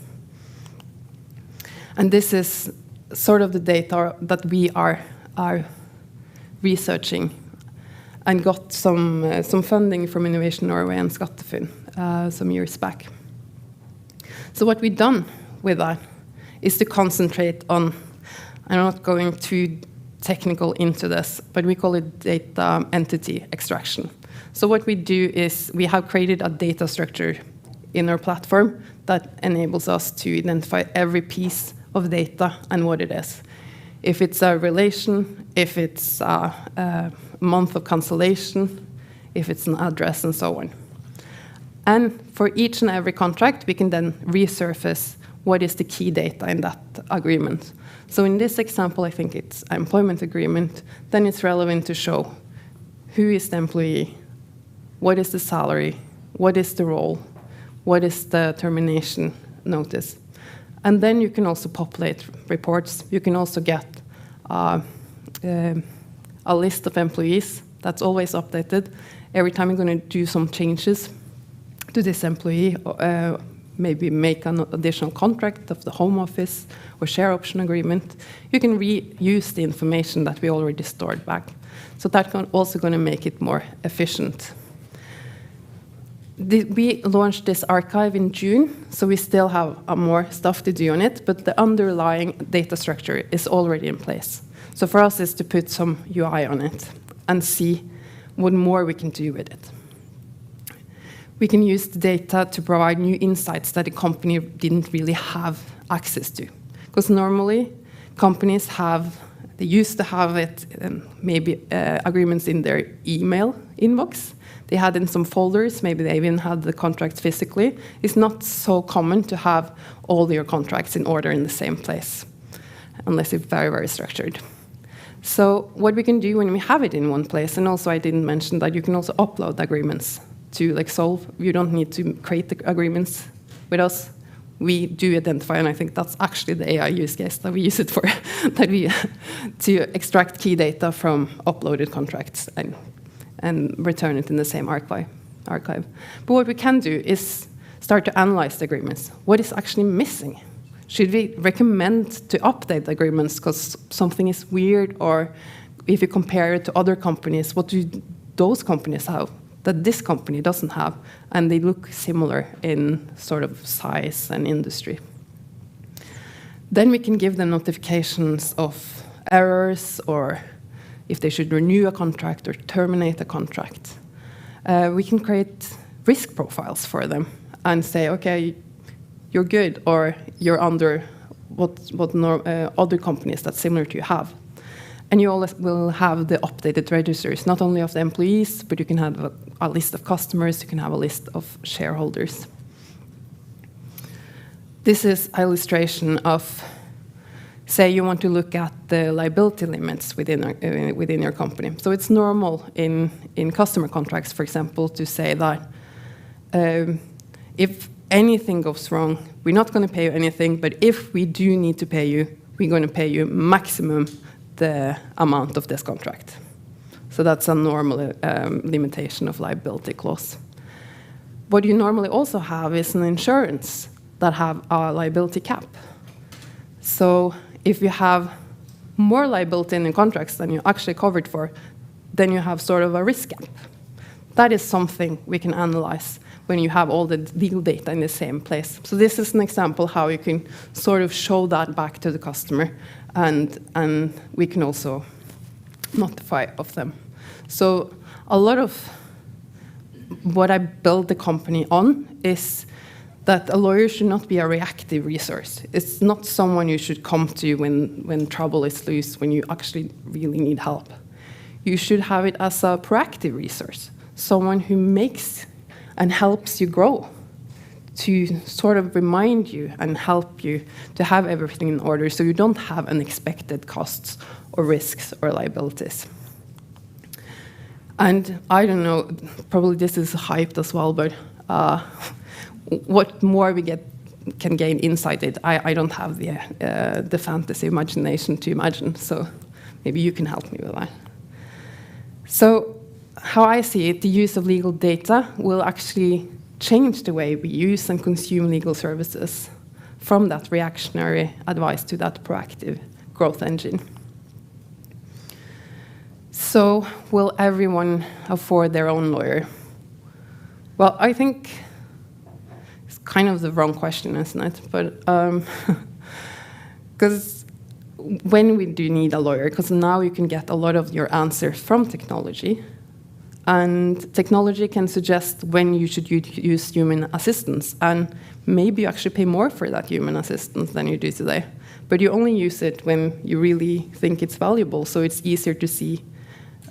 A big problem is actually that you think lawyers are not cost efficient. It doesn't mean that you don't think they give good advice, so it's about finding that right price point. So when technology can suggest it, they can maybe take more money for less time, but they have more correct pricing. You get more insight into the legal data and, better priced legal aid. And what's in store for the lawyers then? Well, either you find them collaborating with technology platforms, or maybe you'll find them here. Thank you.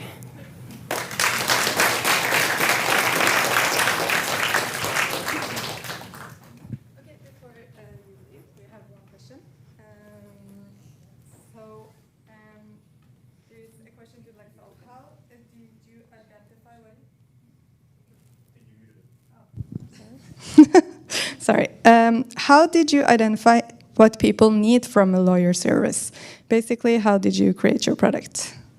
Yeah, that's a good question. We actually started, so a few of my employees are lawyers within commercial law, HR law, and corporate law, which is sort of the base ingredients in a company. So we started to create the contracts that we already knew they needed, what was most asked about, and then we created product per product, actually. So every time they came and asked for something new, we created it. So now we don't get so many requests anymore, because our contracts are, the products are covering quite a lot, and within every contract you have many different variations. So one contract is actually sort of 10 contracts. So yeah, based on user feedback and requests, basically. One more question. Yes, thank you very much. First of all, it was a really impressive and interesting presentation, so I'm really looking forward to see more of it. I have two questions, and one goes, I'm very much in the same line as you, where generative AI by itself cannot prove of value unless it's combined with things like, for instance, expert systems. I think this is in this aspect, I'm pretty much in the same line with you. Now, how do you ensure, you spoke about rail guards, safety rail guards. How do you ensure that you are not giving the wrong legal advice? Because, SMEs are vulnerable, right? Also, so maybe they don't have money, but they are in a vulnerable situation. And so how do you ensure that for instance, you don't provide bad legal advice, right? And the second thing is, how do you implement those safeguards so that you make sure you don't create, for instance, void contracts, right? Because a lot of it is very contextual, so I'm very interested on that part. And the second part of my question is, what is the role in terms of liability of these kind of systems under the current law landscape? Because, the thing is that, you have liability as an individual or as a juridical body, right, according to the law. But I feel like systems and sort of automated systems don't actually have a place in terms of liability, right? So I'm very interested to hear your thoughts on these two questions. Yeah, thank you. Good questions. For the legal advice, we don't use generative AI to give advice. So but the system, so like in the end, you can never safeguard everything. So all we can do is to inform at the right steps. So when you create a contract with us, first you answer predefined questions. And if you're going to get generative AI to help you with the text, it's going to be on a predefined, for example, describe this person's position, which is not legalese, really. It's more like it's going to work as a senior account manager, going to report to this and this, right? So you can't go so wrong with it. But you don't allow them to make choices that are going to make the contract void, because that's already predefined. But when they generate like the final agreement, they're free to edit it as they please. So all we do then is to warn them and say that when you edit it as you please, we can no longer guarantee for this validity of the contract. But also we add on an extra feature, and that's the ability to ask us to review the contract in the end. So if you have done a lot of free text editing in the different boxes, we provide them with the service saying, do you want us to read through it and make sure that this all makes sense as an additional one? So it's sort of hard to make it 100% automated, but it's all about risk. So I think it's to explain the SME that, okay, if this is a contract with not high risk, they a lot of the time they would just do it themselves. And today, the alternative is actually using Google or ChatGPT. So you're already providing them like a better advice. But as long as you inform them like what's the risk in doing stuff, they should be able to make their own choices. And the second, sort of related, right? Because it's today we are not allowed to operate as a law firm, because law firms need to be controlled or owned by, the owners need to work in the law firm, which means you can't have external investors. I have like 50 external investors, so I can't be a law firm. And that's the lawyer monopoly. So our liability is normal contract as is liability. The law is about to change, but it takes like forever. So probably 2025, it's going to be enforced. So, but I would love to have that insurance to make me more sure. But what we do today is we just give general advice and not individual advice. And sort of that line is sort of a gray zone. It's sort of hard to give an advice and say, this is on a general level, I will say this, without taking into consideration their individual and concrete situation. So this is how the situation is. I guess as long as you have a good communication with the users and you're transparent about what you're offering and yes, that's what they can count with. Absolutely. Thank you, Anita. Thank you.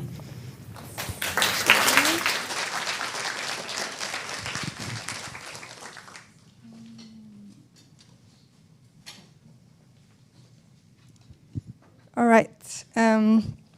Last but not least, our final speaker. She's a fellow Iranian that I saw on LinkedIn, calls herself an alchemist and an incubator. She has a PhD in machine learning. I would like to welcome Mojgan onto the stage.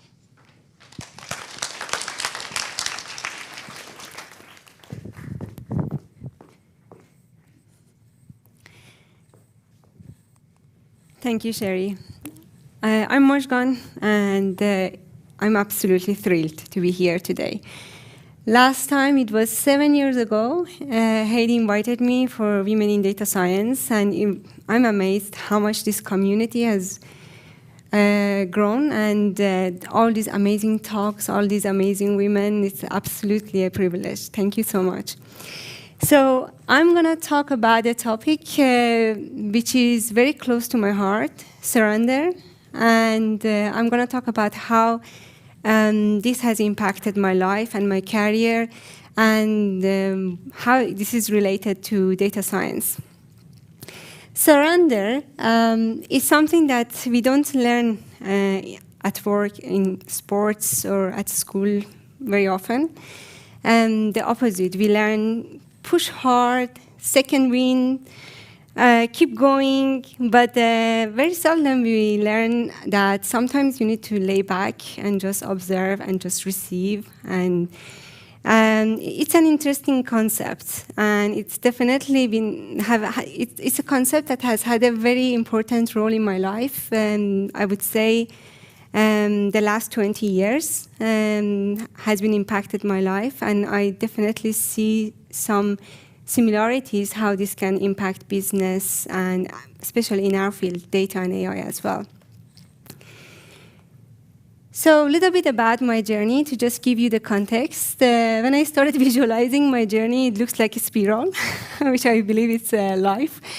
And sometimes it feels that like we are back in the same place, which is never is the case. We're never the same person. We never get back. As Sherry said, originally I'm from Iran, and when I was 10, 11 years old, I started developing my passion, my love for mathematics. As a teenager, my hobby was solving 3D geometry problems and then higher dimensional problems without pen and paper.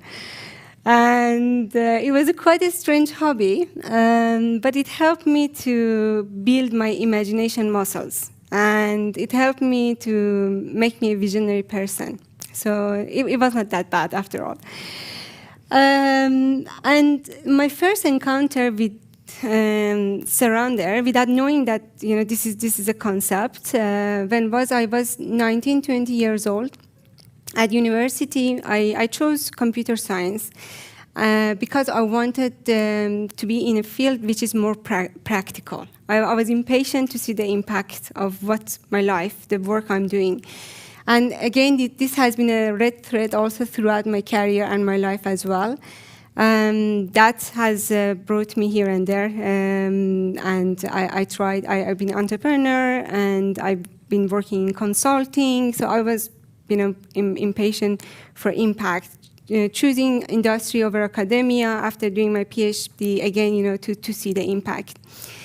So I was 19, 20 years old, and I was burnt out. I was studying hard. I was competing in math Olympiads, and I just couldn't have it more. And I just decided to let it go and just see what happens.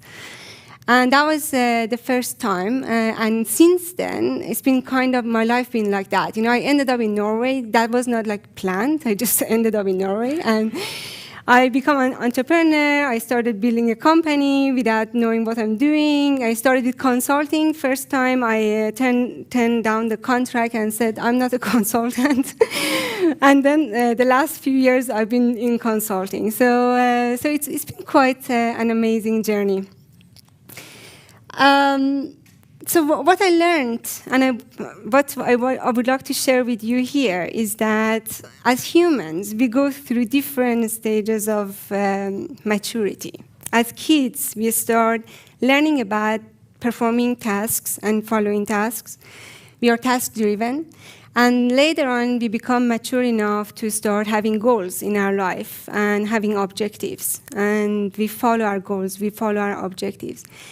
And then the next level is to transcend from following our objectives to our purpose. What we're doing here, what is our purpose in life? Finding our purpose and following our purpose. And you could see that, in the talks today, these amazing women, their purpose from healthcare to law, from ECG to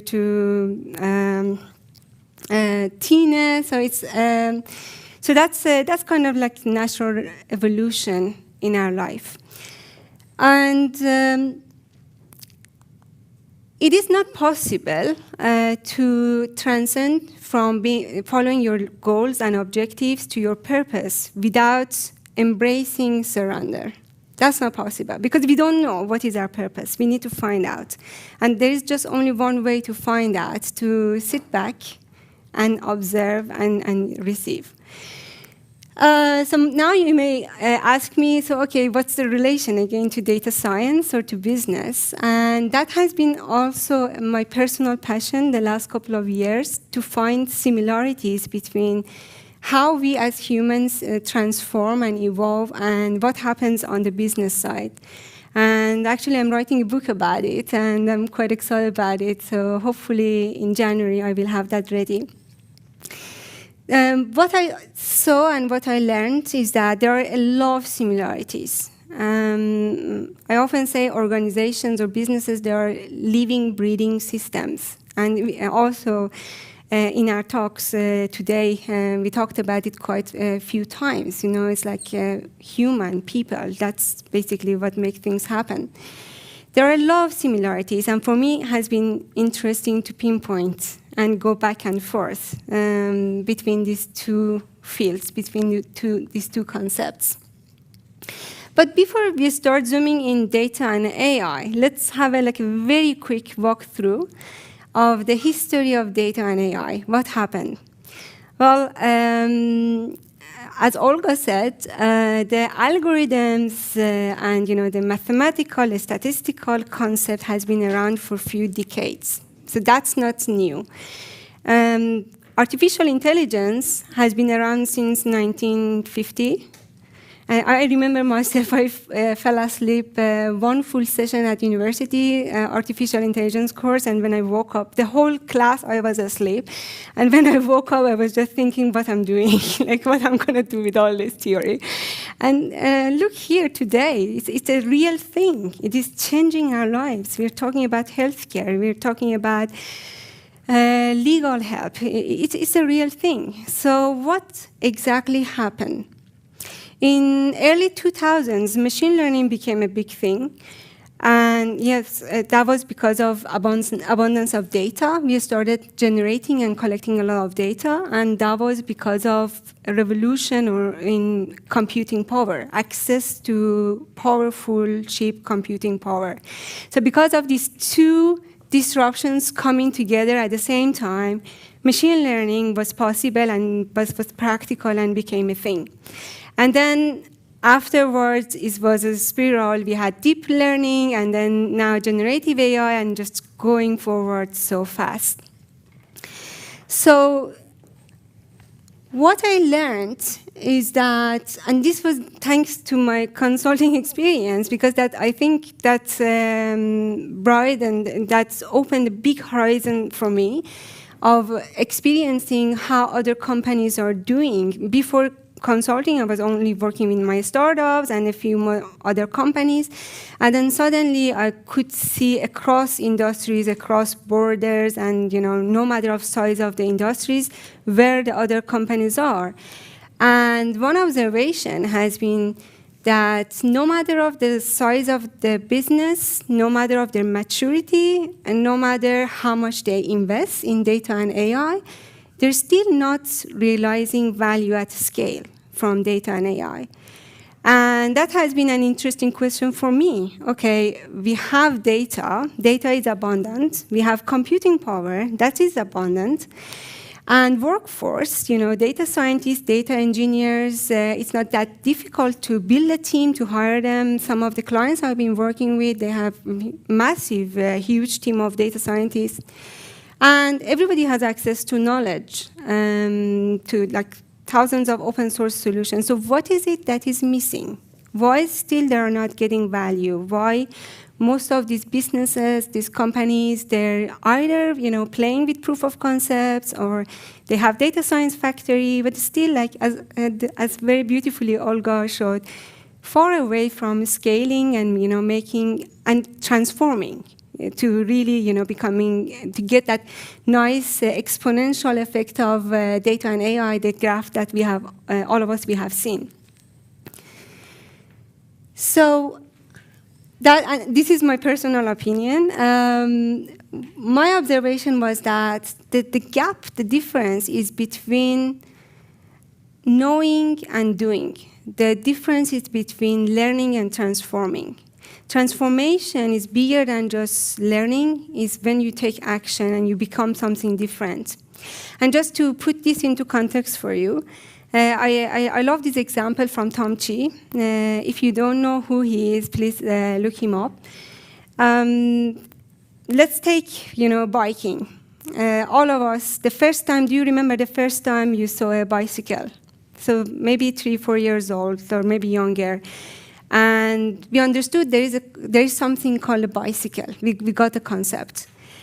And then since you encounter a bicycle, you can start learning about biking or bicycles, and you can even, get a PhD in bicycles and biking, but it doesn't make you able to ride a bicycle. So this is completely two different things. And there is just one way to start learning to bike, and that's actually getting on the bike and start biking. And it is risky. You fall, you fail, and it hurts. And the same thing is happening, in businesses. None of us have learned walking without falling. That's part of it. And the culture of failure is something that most businesses, most organizations are not familiar with or are not comfortable with. They want to avoid failure at any cost. And without failure, innovation is not possible, and learning creativity is not possible. So there is this Japanese concept, shuhari. How many of you are familiar with shuhari? So shuhari is different stages of maturity as a person. Shu is the first stage when you start imitating your master. You just do whatever your master is doing. And then ha is the next level where you become really good at what you're doing. You become proficient. And the last stage of learning or maturity, ri, is when you don't need a master anymore. You're the master yourself, and you start pushing the boundaries. You start transforming, and you start to create. So I use this as an analogy in the field of data and AI. What happens in most businesses and organizations, they start with shu, the first step, which is getting hold of their data, collecting their data, having a data platform, understanding their data, transforming, structuring their data into information, and starting getting insight from their data, learning from their data. And then the next level of maturity is to actually start taking actions based on that data, and building prediction models, predictive analytics, and creating knowledge based on that data information that they have gathered. And then the next level, which then they can start transforming, is where actually they can put that knowledge into a context and to create and connect knowledge, create new knowledge, and create wisdom. And that's where they can optimize their processes, and they can basically transform the business. And again, my learning was that this transformation is not possible without the culture of surrender. So what happens in data science? In every data science project or initiative, the first phase is exploratory data analysis, where we gather data, we structure data, and we start learning from data. And I think this is the most important phase of every data science initiative, which is quite underrated, because this is the phase, as a business, you try to unlearn what you have learned and let data tell you what's happening, what's going on. This is the phase you try to validate and reject your business hypothesis using data, and also create new insights or hypotheses to bring to the business. Basically creating a dialogue between business and between business and data. And that is often a very short period of time or underrated. And I would say if we take that away from data science, what remains from data science is nothing more than data mining, the good old-fashioned data mining or business intelligence. So again, that surrounder is what makes machine learning revolutionary, makes what AI revolutionary, a tool for business transformation. And that is not possible if the culture is not there in the business, in the organization, no matter how much we invest in technology. Before I move to the last topic that I would like to talk about, I just want to say that if you look like those who really redefine their industry, like Netflix, redefining entertainments, or Spotify, or Amazon, if you look, they didn't know what is possible. They surrounded to that. And even we, as their customers or users, we don't know. What is possible. So it's about both the customers and the business be able to learn about data and having that dialogue to be able to make it to the next step. And the last topic that I would like to talk about, which is quite an interesting topic these days, you have heard a lot about it, ethical AI, responsible AI. My opinion is that again, if businesses take a more long-term approach, being able to surround the short-term business gains for ultimate customer satisfaction, customer engagement, and the impact they're going to make by the business, then that by itself is solved. This is a huge topic, responsible AI and ethical AI, and we can talk forever about it. But just saying that, this became an issue because we have taken very short-term approach with the tool and technology we have to create business gain and losing, the long-term sight of the impact in the business. So surrounder in business or data science is very similar. I would like to use this analogy. It's quite similar to sailing in a storming ocean. As a captain of the boat, you don't lose your sight. You have your vision. You don't lose your sight. But the only way to be able to sail through is to surround the waves and basically trust your crew. And I'm using this analogy just to say that, it's bigger than technology, it's bigger than a vehicle, and there's so much still for us to figure out in practice. And I love the theme for this year, Women in Data Science, because this is a very important topic. There's so much to figure out, how to put the team together, how to prioritize, how to define, our objectives, how to work with data science projects. Many clients I work with, they are working with Agile or they want to work Agile. That's a very good example because Agile is coming from software engineering. And in software engineering, you have a vision about your end product. And then you start with building a minimum viable product and you start iterating. But the thing is that in some of the data or most of the data science initiatives, you don't know what that end product is. You shouldn't, you can't just use Agile methodology as a way of working. So there is so much to figure out. And adoption, we talked about today, the way you set your strategy, the way you measure your success, and all of this needs to be worked through for most businesses to be able to get value and be able to transform with data and AI. So just to go fast forward, again, another analogy. I'm a big fan of analogy.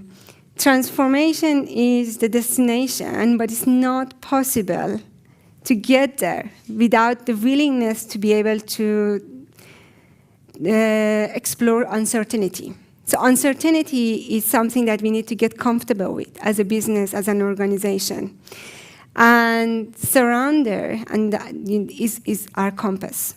to get there. And this is something which is very similar between business, data science, and as in a personal, spiritual transformation journey. To close, I chose this poem from Avicenna, sorry. So he's a poet and mathematician from 13th century. And we can't claim him as kind of doing something with data science, because he's been doing a lot of data and using experimentation for pushing human knowledge, the boundaries for human knowledge. This poem is so beautiful. It's translated. It's always, lose the power when you translate from the original language. But still, there is so much into it. And it has the spirit of openness and the change into it. Though the heart has traveled much in the desert, it has not known a single hair, but it has split a hair. 1,000 suns have risen in my heart, but it has not found a way to perfection in a single particle. Some people also say that this has something to do with atom theory, by the way. So thank you so much. I believe I have some time left for the questions, and thank you for the attention. Thank you for having me here. Thank you. Thank you so much, Mojgan. I actually think we're a bit over time, so we're going to start the panel, but you will get questions on the panel. So if you guys can just come up and bring up chairs. I think there's chairs behind over there, right? Or, yeah, in here, actually. Maybe.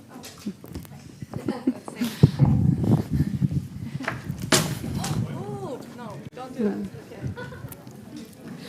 There is a chair around there. Yeah, sure. Draw this? No. It was AI. I'm not that good. Sorry about the...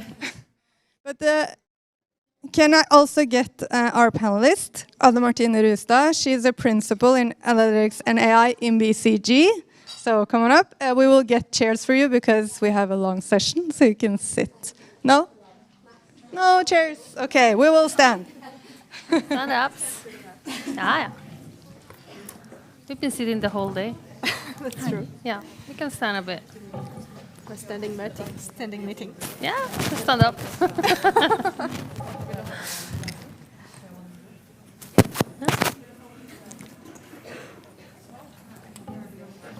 Two people are on this table. Just gather around. Yeah. The chairs are too small, so It's okay. Very good. It's fine. Så med deg, I'm just gonna put it here. I don't have anything to. It's a no problem.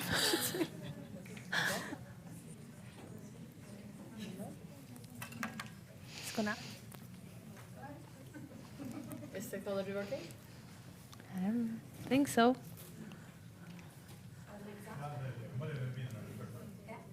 Kan du høre nå, da? Jeg tror det ikke. Yeah, I tried both positions. Now? Sorry. Try now. Now? Or now? Sorry for this, guys. Let me just check the microphone. Okay. I'll try this again. Worst case scenario, we'll just switch to this one. Okay.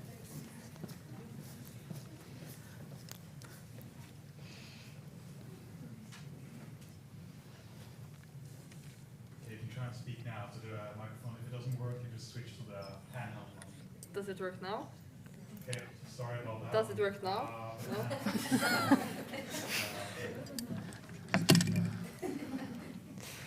It's a useless thing.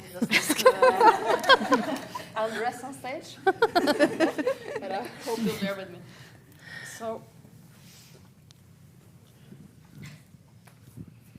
Now? Yeah.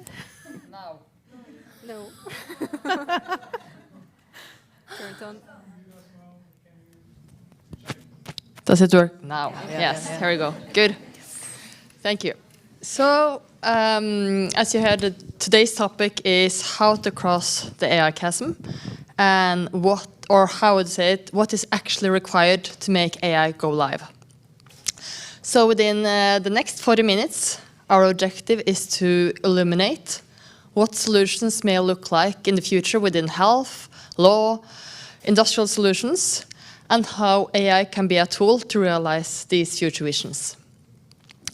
And I would also like to look at topics like how to set up the right AI team, and also, as we always come back to, what is really the challenge on the data side. So thank you for joining me. Very interesting topics. And the first topic I want to put light on is, what does the future look like? What's the future state? And Merete, you're a lawyer, and you're building up your own company, and has done so for quite some time now.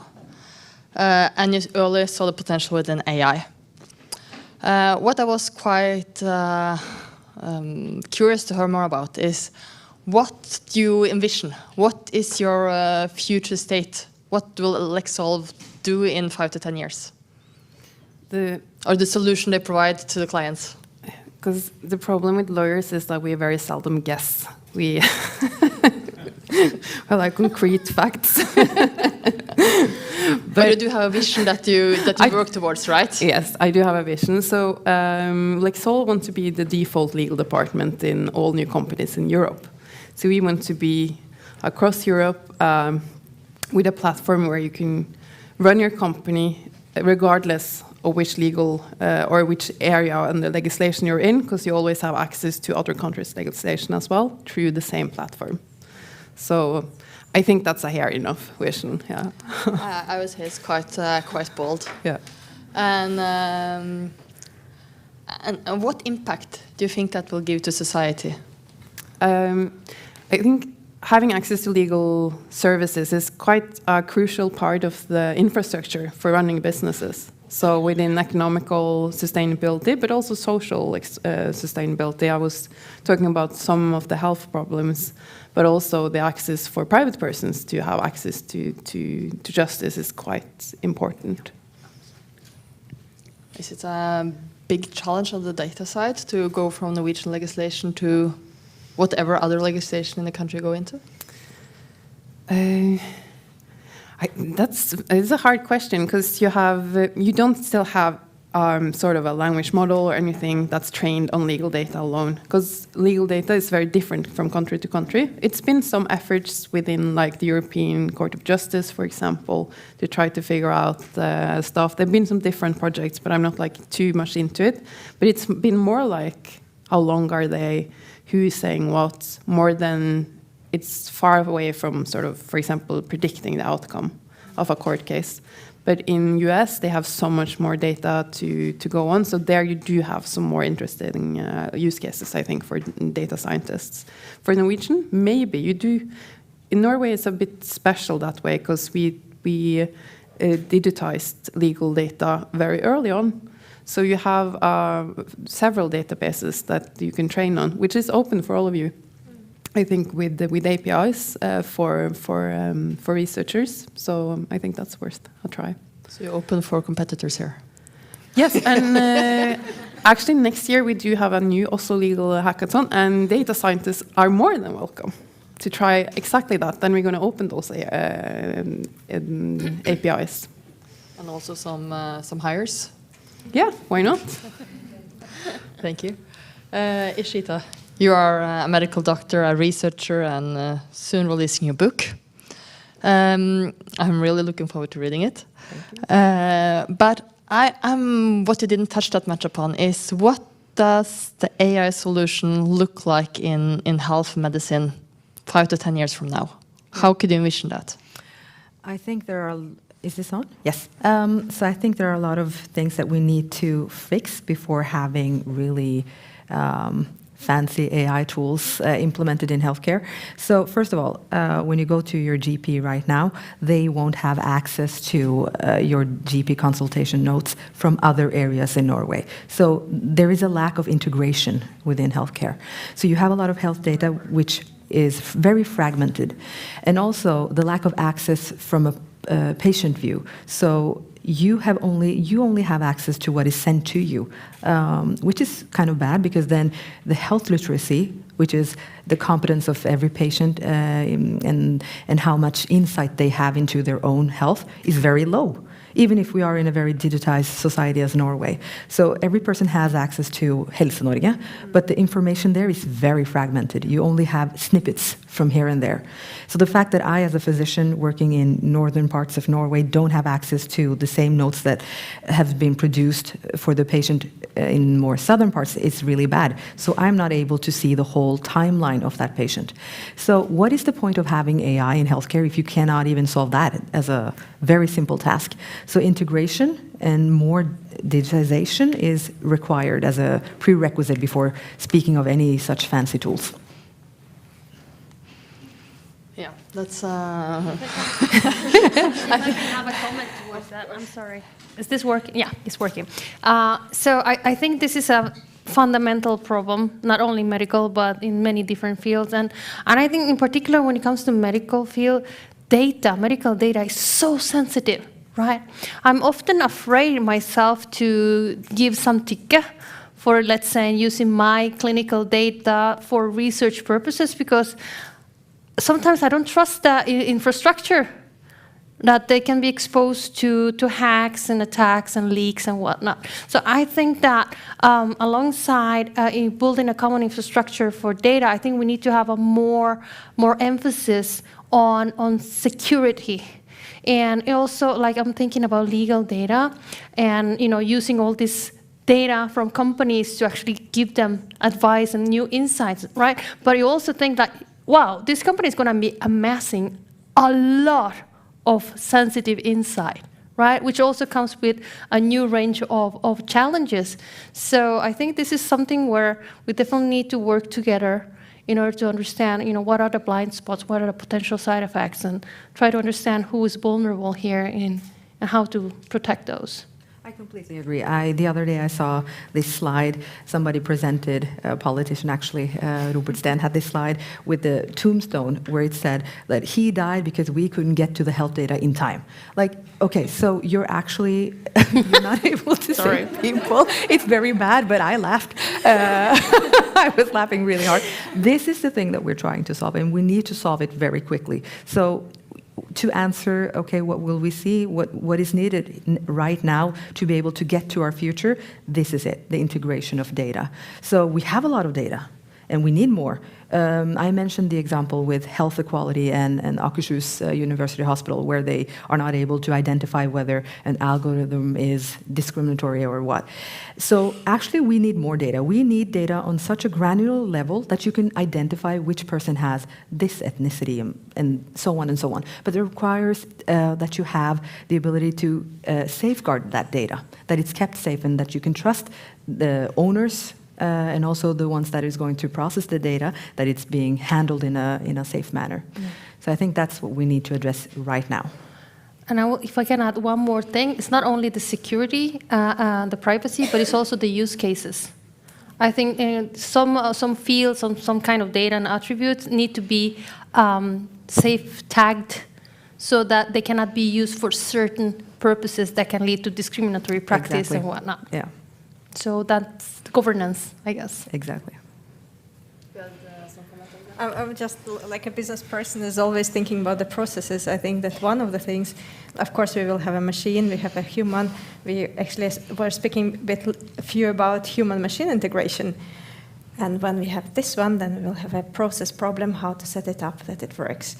So I think that's also something what we will face also from social aspect here. And I think what I find quite interesting is when you have the public data or your medical licenses and how difficult it is to approve it used, and it's within to also use medical data is quite a long process with the ethical committee. But on the other hand, I go around with this watch, and Garmin knows basically everything about me and my sleep and my stress level and battery balances and everything. And I think the value of that for the GPs would be huge. But that we are afraid of while giving it to big American companies are okay. So do you have any thinking around these ones? I think also I think that many of us have experienced that we go to our GPs and say, oh, my sleep pattern is really off, and this is my resting blood pressure, blah, blah, blah, and you have all this information. But the GPs and the clinicians are not able to actually take that in, because the format that it comes in, okay, it's on your watch, they have to look at it because they won't get it up on your screen, so they will dismiss it because the volume of information that is hitting them is so big that even if it's important to that case and your symptoms, they will have to dismiss it because it's not in a format that they can actually assess and evaluate. So I think that this is what needs to come in the future. You need to have platforms where you can have wearables data and sensor data coming in and supplementing the clinical data that you already have. So I think it will come, but it needs to be addressed. But if you address these ones, what do you think will be the impact if you manage to address getting all the data in one? I think the impact will be that we will have more preventative medicine. So if you can say to people, okay, you register the data and you come forth with it to your clinician and they can access it easily, they will see trends and patterns that will help you in more preventative ways. So I think right now we're doing this fire extinguishing. We're just helping people with the problems that they have right now. But what about preventative actions? I think this is the hope for the future that AI can really help with, because the volume of information is too big for the doctors to handle alone. Maybe we can incentivize people to actually take more care of their health before having a fire, so to speak. I totally agree. No, but you actually can do quite a lot already with the heart rate variability and so it is there for you by yourself to do it, but putting it into the big system with society and automated with your GPs, that's not there yet. No, it isn't, and also there is a lack of enough clinicians. So if people can take more responsibility by having these tools, I think they will do a better job at it in the future also. Thank you. If you're moving on to a totally new field within the bank sector, they're also transitioning and big changes are happening. And it was great to see how DNB is supporting on the green transition and ESG. And I think also for you, it's like you're working with this for some years. And what will the end state look like for DNB? Yes, as I mentioned, I echo a bit Trine's words when it comes to transparency of ESG data. I personally believe greenwashing is one of the biggest threats, existential threats for us as a species.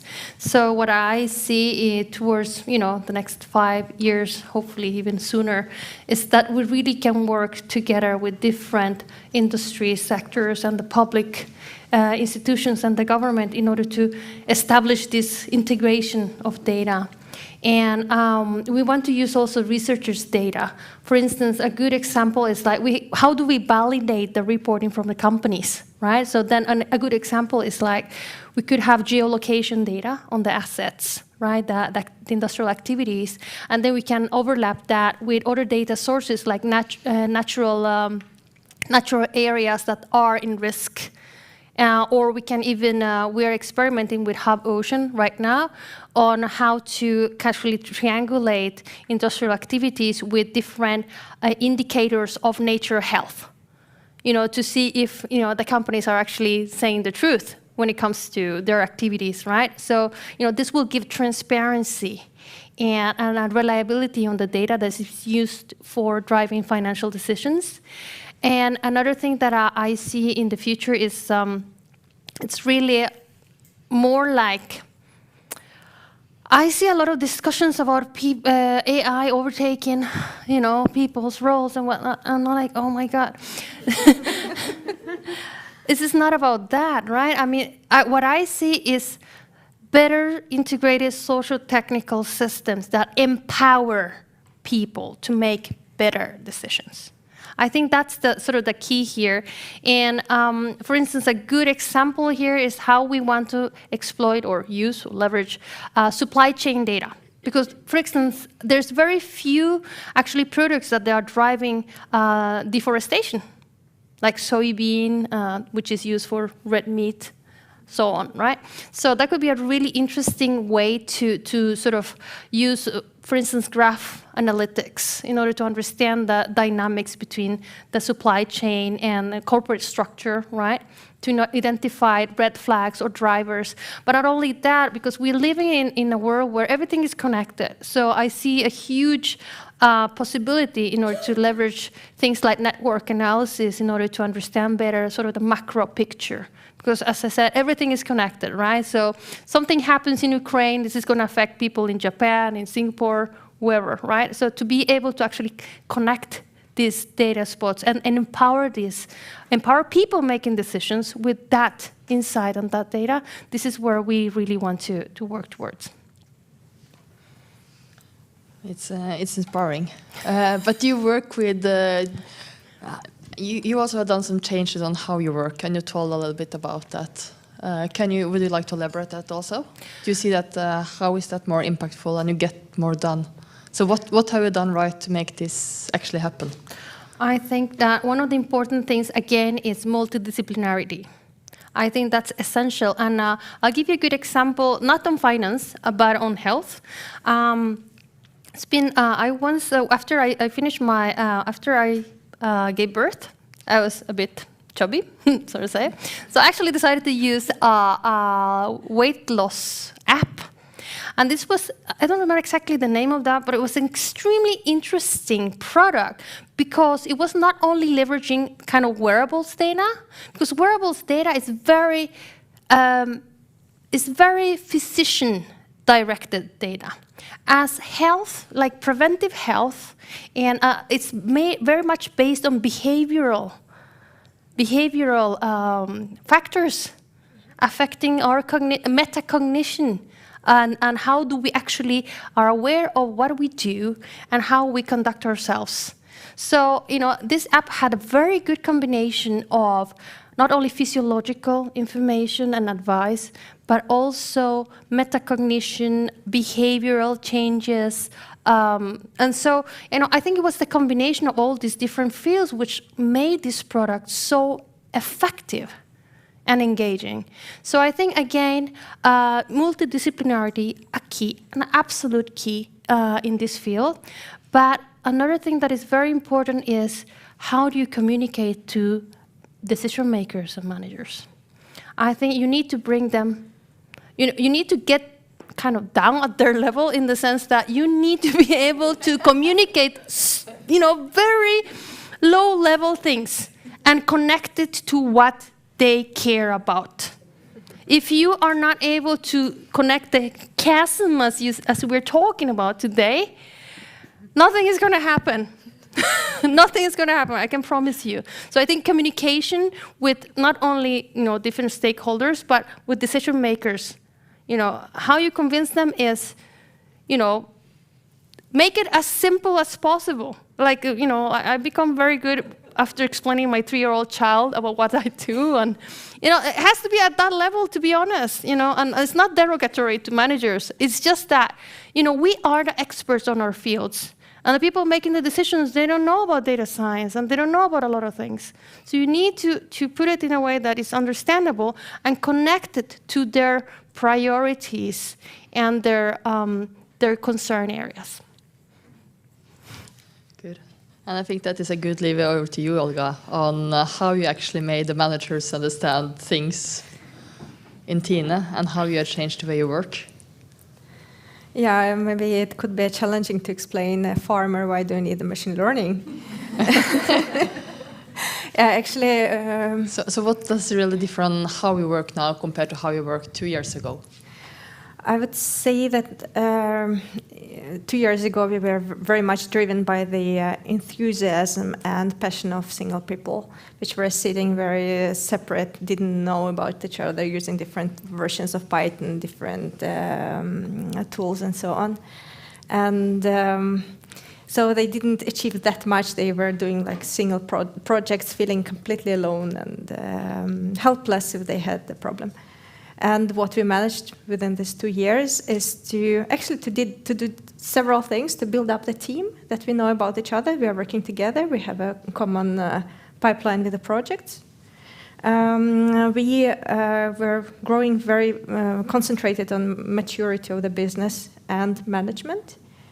And it helped very much that at the same time we were developing our data platform, and analytics was at the same package, let's say so.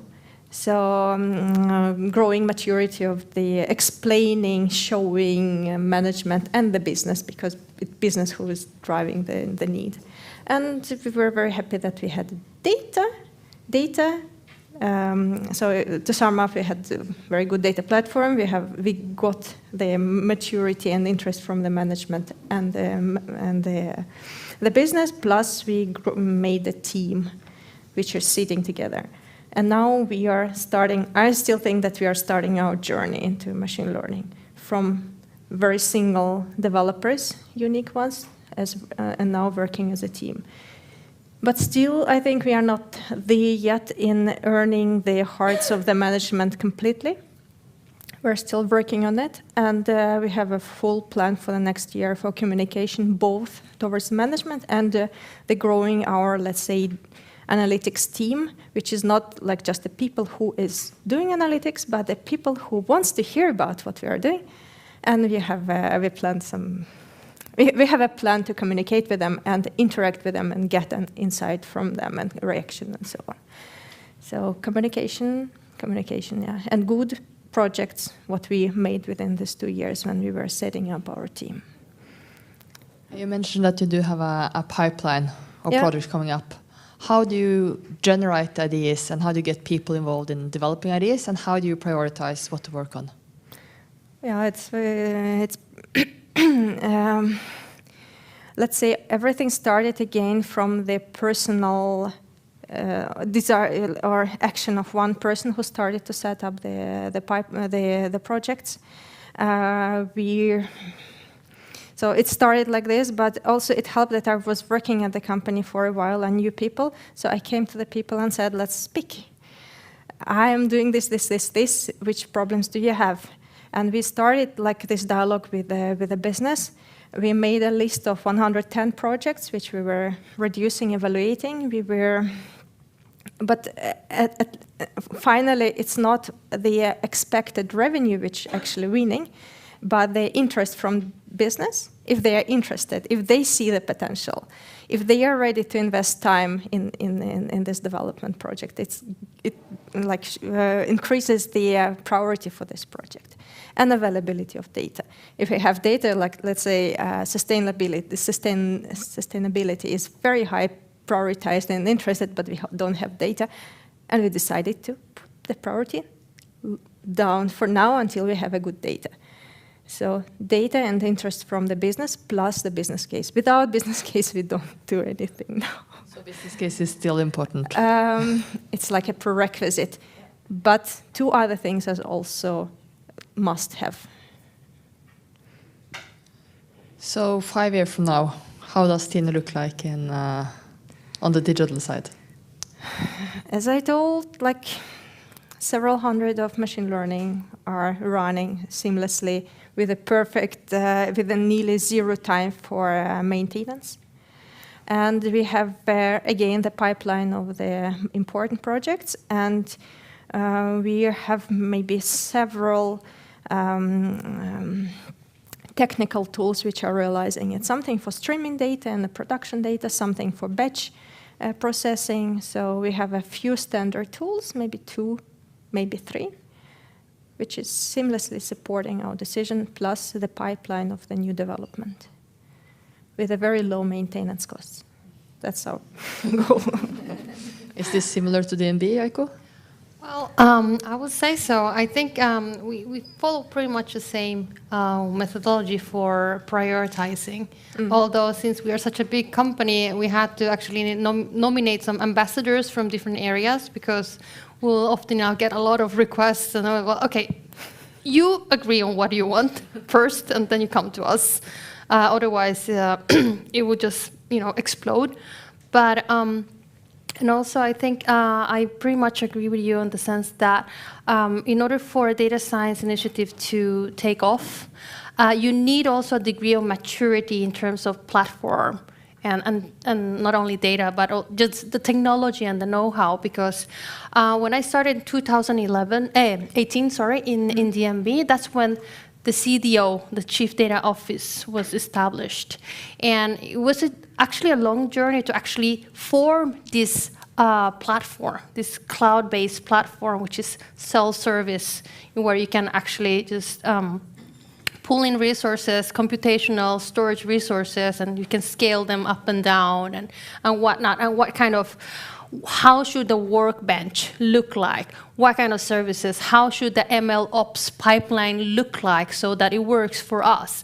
So in a way, when we started our work in end of 21 and beginning of 22, we were actually piggy banking on a long history of development where the platform was mature, was up for grabs. So that's when we saw, okay, this is good enough, we're going to use it, and business is going to drive the development. Like, I'm sitting in business, right? So we're going to drive the development, but we're going to use this platform that was already pretty good, so mature. Yeah. Good. Mushkan, you talked a lot about transformation, and why is it so difficult to do transformation in AI? Yeah, that's a good question. So what does it take? I think we discussed a lot today. It's like we have had this single dimensional approach towards this, that is about technology. Let's buy technology. Let's hire some data scientists, and we saw it. But we forgot that there's so much more into it. Prioritization is definitely a key. It's not. It's recently that I see, in business, we approach any initiative like a startup, like, as you say, what is the business case? Where is the value? We're not doing this just because this is cool, but like, is there a solid business case behind it? And, bringing business and tech together, and from way of working, multidisciplinary team, putting team together. Governance is a big issue, governance in healthcare. And strategy, how you define the strategy, how you measure the success. And so there is a lot into it. And we have not taken really holistic approach. We've been, putting a team and, putting some data and then technology. And then the cost of data science, as all of us know, is like in structuring and preparing the data, good quality data. And once you have that, maybe that's like 80% of the cost is preparing the data and the data engineering, and then building the model is not that costly.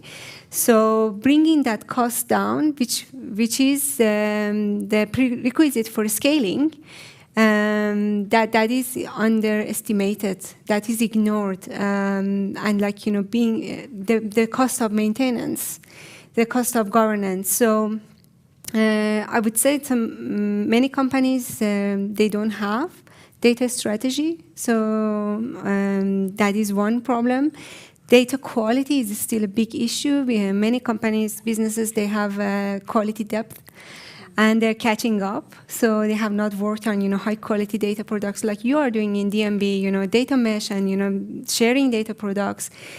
And then the organizational setup, that's for so many years, including myself, we've been pitching, centralized data platform, put every data, in one bucket. And then after several years, we figured out this doesn't work. Marketing, they want their own solution, supply chain, they want their own solution. And, once we get the data away from where the data sits, you're losing the meaning in data. And so I would say taking a holistic approach And it's not just about technology, it's not just about data. And like, as you said, quick wins is super important. And because that's the way, you learn. That's where you can, for 3 seconds, you manage to ride a bike. That's where you actually feel, what it means to ride a bike. So quick wins important, but same time, having a long-term vision and the ability to steer, to change your plan, that also is important. So it takes a lot into this. And surrender. So sometimes, not like learning, what the customers are telling me, or what the data is telling me, what the business is telling me, and then, steering based on that. That has been my learning and personal opinion. That there is no shortcuts. There is no one-size-fits-all solution. It's like we human, we can't jump from tasks to purpose. We have to learn to define goals, objectives, and you have to go through levels of maturity, and that is the reality. It is what it takes. It's not possible to jump to transformation. Good. Is that the same as you experience in Tine? Yeah, it's a hard process. Yeah, and sometimes you just don't know how to increase this maturity, and it's pretty hard to surrender.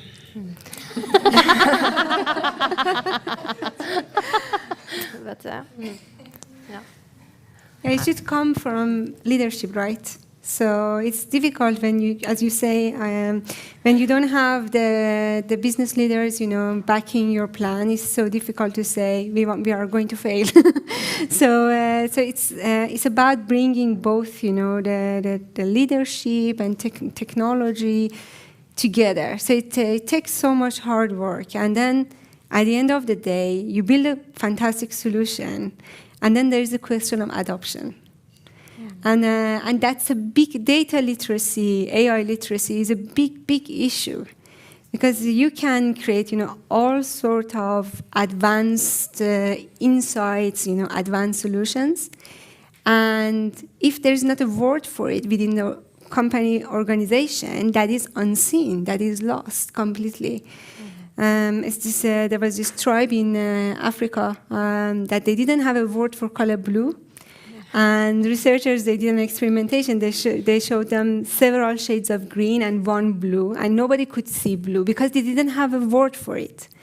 So that's the power of language. Do we have a word for all these amazing insights we create, with data and AI within the organization? And that's data literacy, that's adoption. So same time, investing on that to bring that everything and everyone to the same level. I would say that we have pretty, I think, unique situation with where does this initiative came from. First, we got this self-grown-up flowers, and then I cannot say that the idea to develop machine learning came from the high management. It was very much driven by the people who were burning for this, and the prerequisite was that management had trust and gave it the possibility to develop this. And only when we made something, we showed that it works, now the management is supporting us. So kind of maybe it's, I don't know, it's maybe a conservative organization where it's not, the innovation is not coming from the upper management straight, but still we had a good enough situation to grow it ourselves from down to up. Yeah. That was also my experience. Yeah? Yes, it was driven by passion. So it's that's also one of the things that is inspiring about working with the sustainability, is that it really attracts a lot of passionate people and super talented people. So definitely, once, it's almost serendipitous, I would say. It's pretty much serendipia. And I've been very privileged to be able to work with building a community, just like you're saying, because this is what you did. You're building a community around this practice. And trying. I think you are succeeding so far. So Yeah. I see we are nearing on time, but to sum this up, I think I would like to just go around because there are so many that are quite early in their career here. So just say a few words on how have we come where we are today and give them a advice or two if they want to have a career within data analytics or AI. Would you start?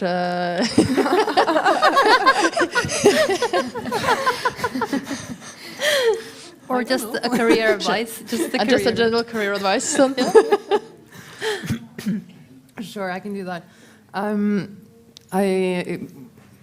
I think becoming a tech founder from a lawyer, I didn't know, and I still actually, I just still don't know how to code.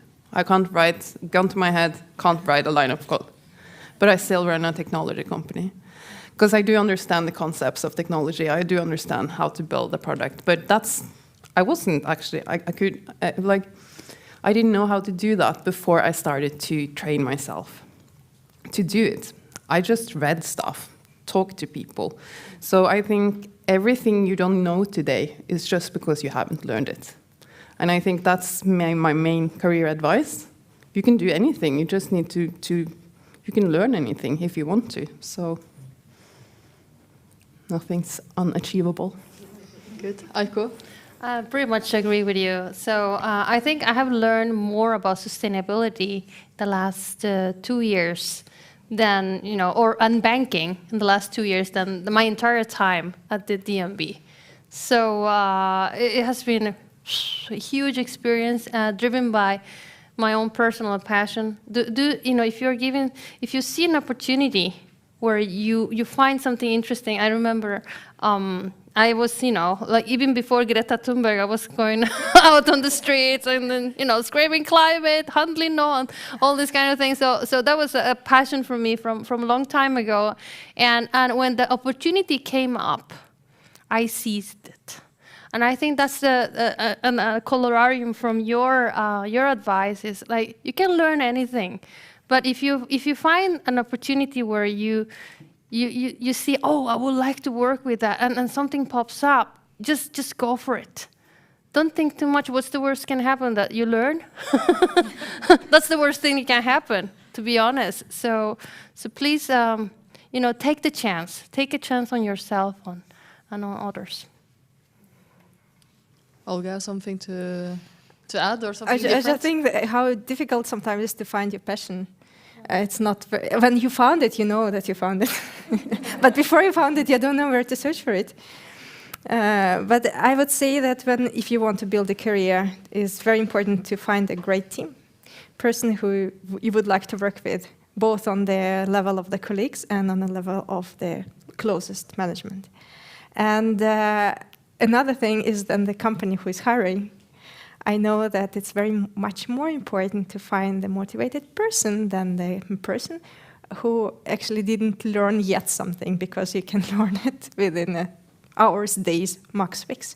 So just find what motivates you at least a bit and just check if it's your passion or not. Then try to find people to grow together with, and then I think your motivation would be very valuable by the future employer. Don't wait until someone advertises the position that you want. That's true. If you find the passion and you see a company, I want to work with that person in that company, you just go and ask that person. And it's okay if nobody else answers. I mean, I tried it a lot of times, and no one answered me. But I eventually get there. You did, yeah. I invented my position. There was no position. There was no unit. There was nothing. Yeah. I just, I throw myself out there, and so definitely. Cool. Do you have anything very quick to add? Don't focus so much on the company or the position, focus on the goal that you're trying to achieve. What task do you want to solve? So early in your career, you would probably feel like, okay, this field interests me, this field interests me. This is a problem that I see, maybe I should go into that.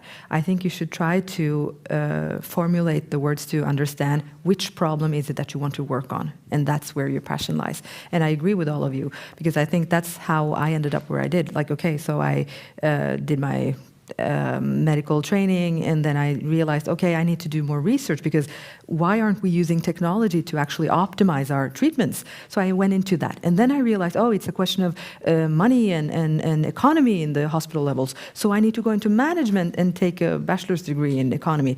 I didn't need to do that, but that's what I thought. Okay, so how can we solve that? And now I see that, okay, in management we aren't actually always fixing things.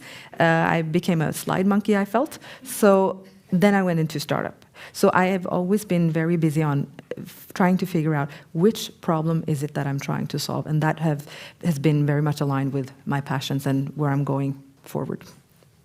Very good. Any final comment, Mushkan? I think we covered it all. So I would say work on the mindset as much as you work on a skill set. Because skills, achievable, you can learn, and it becomes easier and easier. But mindset is something you really need to work hard, and doesn't come for free. And passion is definitely, to be honest, I think anything else apart from your passion wouldn't work. So we are always, all of us, we push towards our passion. And if you try something else, it wouldn't work. So that's the way to go. And yeah, have fun. Thank you. I think that concludes. Thank you so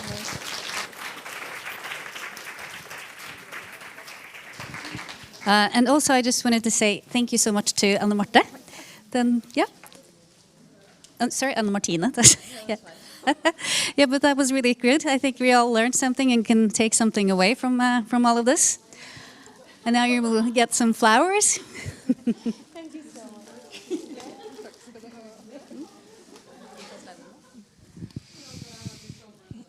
So thank you so much. It's been so inspiring to listen to you, both your presentations and the panel.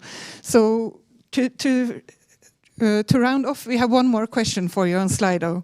So if you have the energy, please get into the app again. Well, I want to text input, so that's maybe a little bit more busy. Yeah, so just waiting for it. So we have heard a lot today about crossing the AI chasm, and we have learned a lot about different ways of doing it. So for you in your job, and what do you want to do in the future, which is the chasm you want to cross, and what is the most important AI chasm you want to fix? What is your passion here?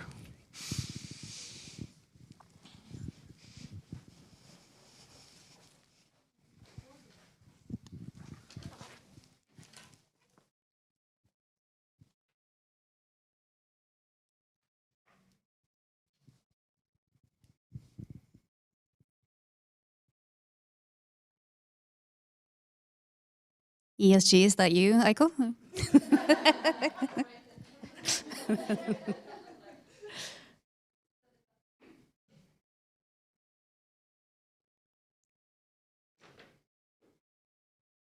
It's a lot of interesting topics there.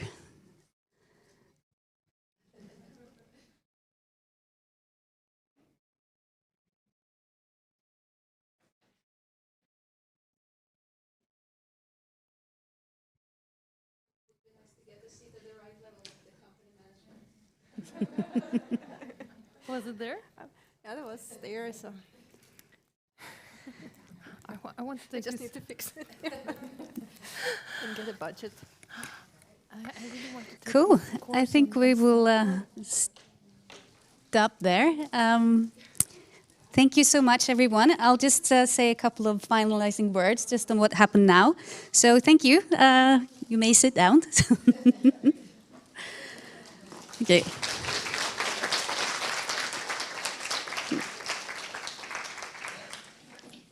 Cool.